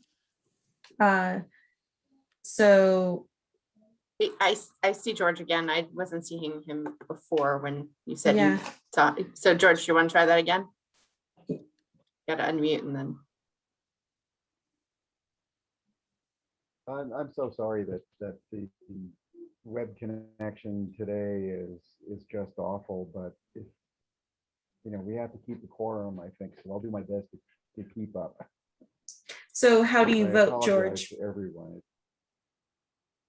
Oh, I would vote with conditional approval. Sorry, we've already made the motion in the second, so I was just calling for the vote. If you missed the motion, maybe since we already have a quorum, let's just close the vote. Yeah, maybe an abstention would be the appropriate. Yeah, so do I need George to formally abstain or? There you Okay. go. Thank you, George. All right, so with that, we have 5 votes in favor of the motion and 1 abstention, which was George. And so the motion passes and the project is conditionally approved. All right, thanks everybody. I know it was a long meeting. We do have one quick discussion item. Yeah, and it's not a discussion item per se, it's just to remind you guys that, well, to let you know that at the next meeting, no, wait, Brittany, remind me, August 3rd, right? August 3rd. Yep. Okay, so on August 3rd, we're going to have a discussion item about the proposed design guidelines that are customized for the Loma Lincoln Park Historic District, Historic Cultural District. And so Brittany was just giving you a link to those to take a look at in advance because, but we will post them again with the August 3rd meeting information. Yeah, Gary. If we have comments or questions, should we wait until that meeting to raise them? Yeah. Okay. Yep. And just to let you guys know what the track that the Loma Lincoln Park Historic Cultural District designations on, it's going to first reading, which is first reading of City Council on Monday evening, the 26th. And then on August 2nd, there's the public hearing at City Council. And so that's why we are putting this for the discussion item on August 3rd, and then there will be a notification process and a public hearing for the design guidelines as they move forward. Did you have a question, as long Julie? as it's designated, actually. I should put it that way. Yeah, I did have a question because I won't be at the August 3rd meeting. And if I have, is there a way that I can submit comments to the staff or something? Yeah, I don't see why not. Okay. Yeah, feel free to provide comments to Brittany and Kara. I mean, I may well not have any, but because the staff is always so thorough, but just in case. Great. The only other thing I wanted to bring up is that we've been asked to have all boards and commissions that do design review to go through an ADA and disability rights training to make sure that you all review projects with that lens. And so they are 2 one-hour trainings, and because we can't really tack them on, they would be massively long LPC meetings if we were to do that. So I was talking with Kelly and with Jane Chrysler, who is the chair of the Lower Downtown Design Review Commission, about having a joint meeting, special meeting for both commissions to just do that training. It wouldn't be design review, it wouldn't be anything else, it would just be that training. So just a heads up that I will be sending out kind of a polling to both commissions. Kelly supported it, Jane supported it, and as such, it sounds like we could have Jane and Kelly set up a special meeting just for that purpose. So Jen, what happens if someone can't attend that? Like, we get to record it. Okay. Because it's a So meeting they can of the watch it. commission. So they can watch it later and, okay, great. But we do have to, yeah, anyway. Okay. And does that have to be a public meeting then? Or since it's training? It's a publicly noticed meeting because it would be a special meeting, yeah. Okay. And I haven't run this by Adam, but I looked at the bylaws and the ordinance, and I believe that is the case, but if he has different thoughts, let me know. Yeah, this is the first time hearing about this, so we would actually have to look at what's being discussed. There may be a way, if it's not really discussion, we'll look at it. We'll look at it. And I mean, I don't have a strong preference. I just wasn't sure if the public is attending, then can they provide comments too? Does that lengthen how long the meeting is? So I was just curious. I don't believe that the public can attend, but I don't believe that the public can provide comment because it's not an action item. Unless they wanted to provide like the general public comment, but even then I'm not sure we would have that for a joint meeting of the commissions. Okay. So George, it looks like you have your hand up. You're unmuted. Yeah, I do. I respectfully would like to be, I'm having a terrible time with the network and it just seems to be getting worse. Do you still have a quorum if I excuse myself? Yeah, go ahead. We're done with all of our items for voting. So. Okay, thanks very much. Yeah, thanks. Again, I apologize to everybody and we'll do better next time. No problem. It happens. Thanks, George. And I mean, if no one else has anything to discuss, I could close the meeting. Okay.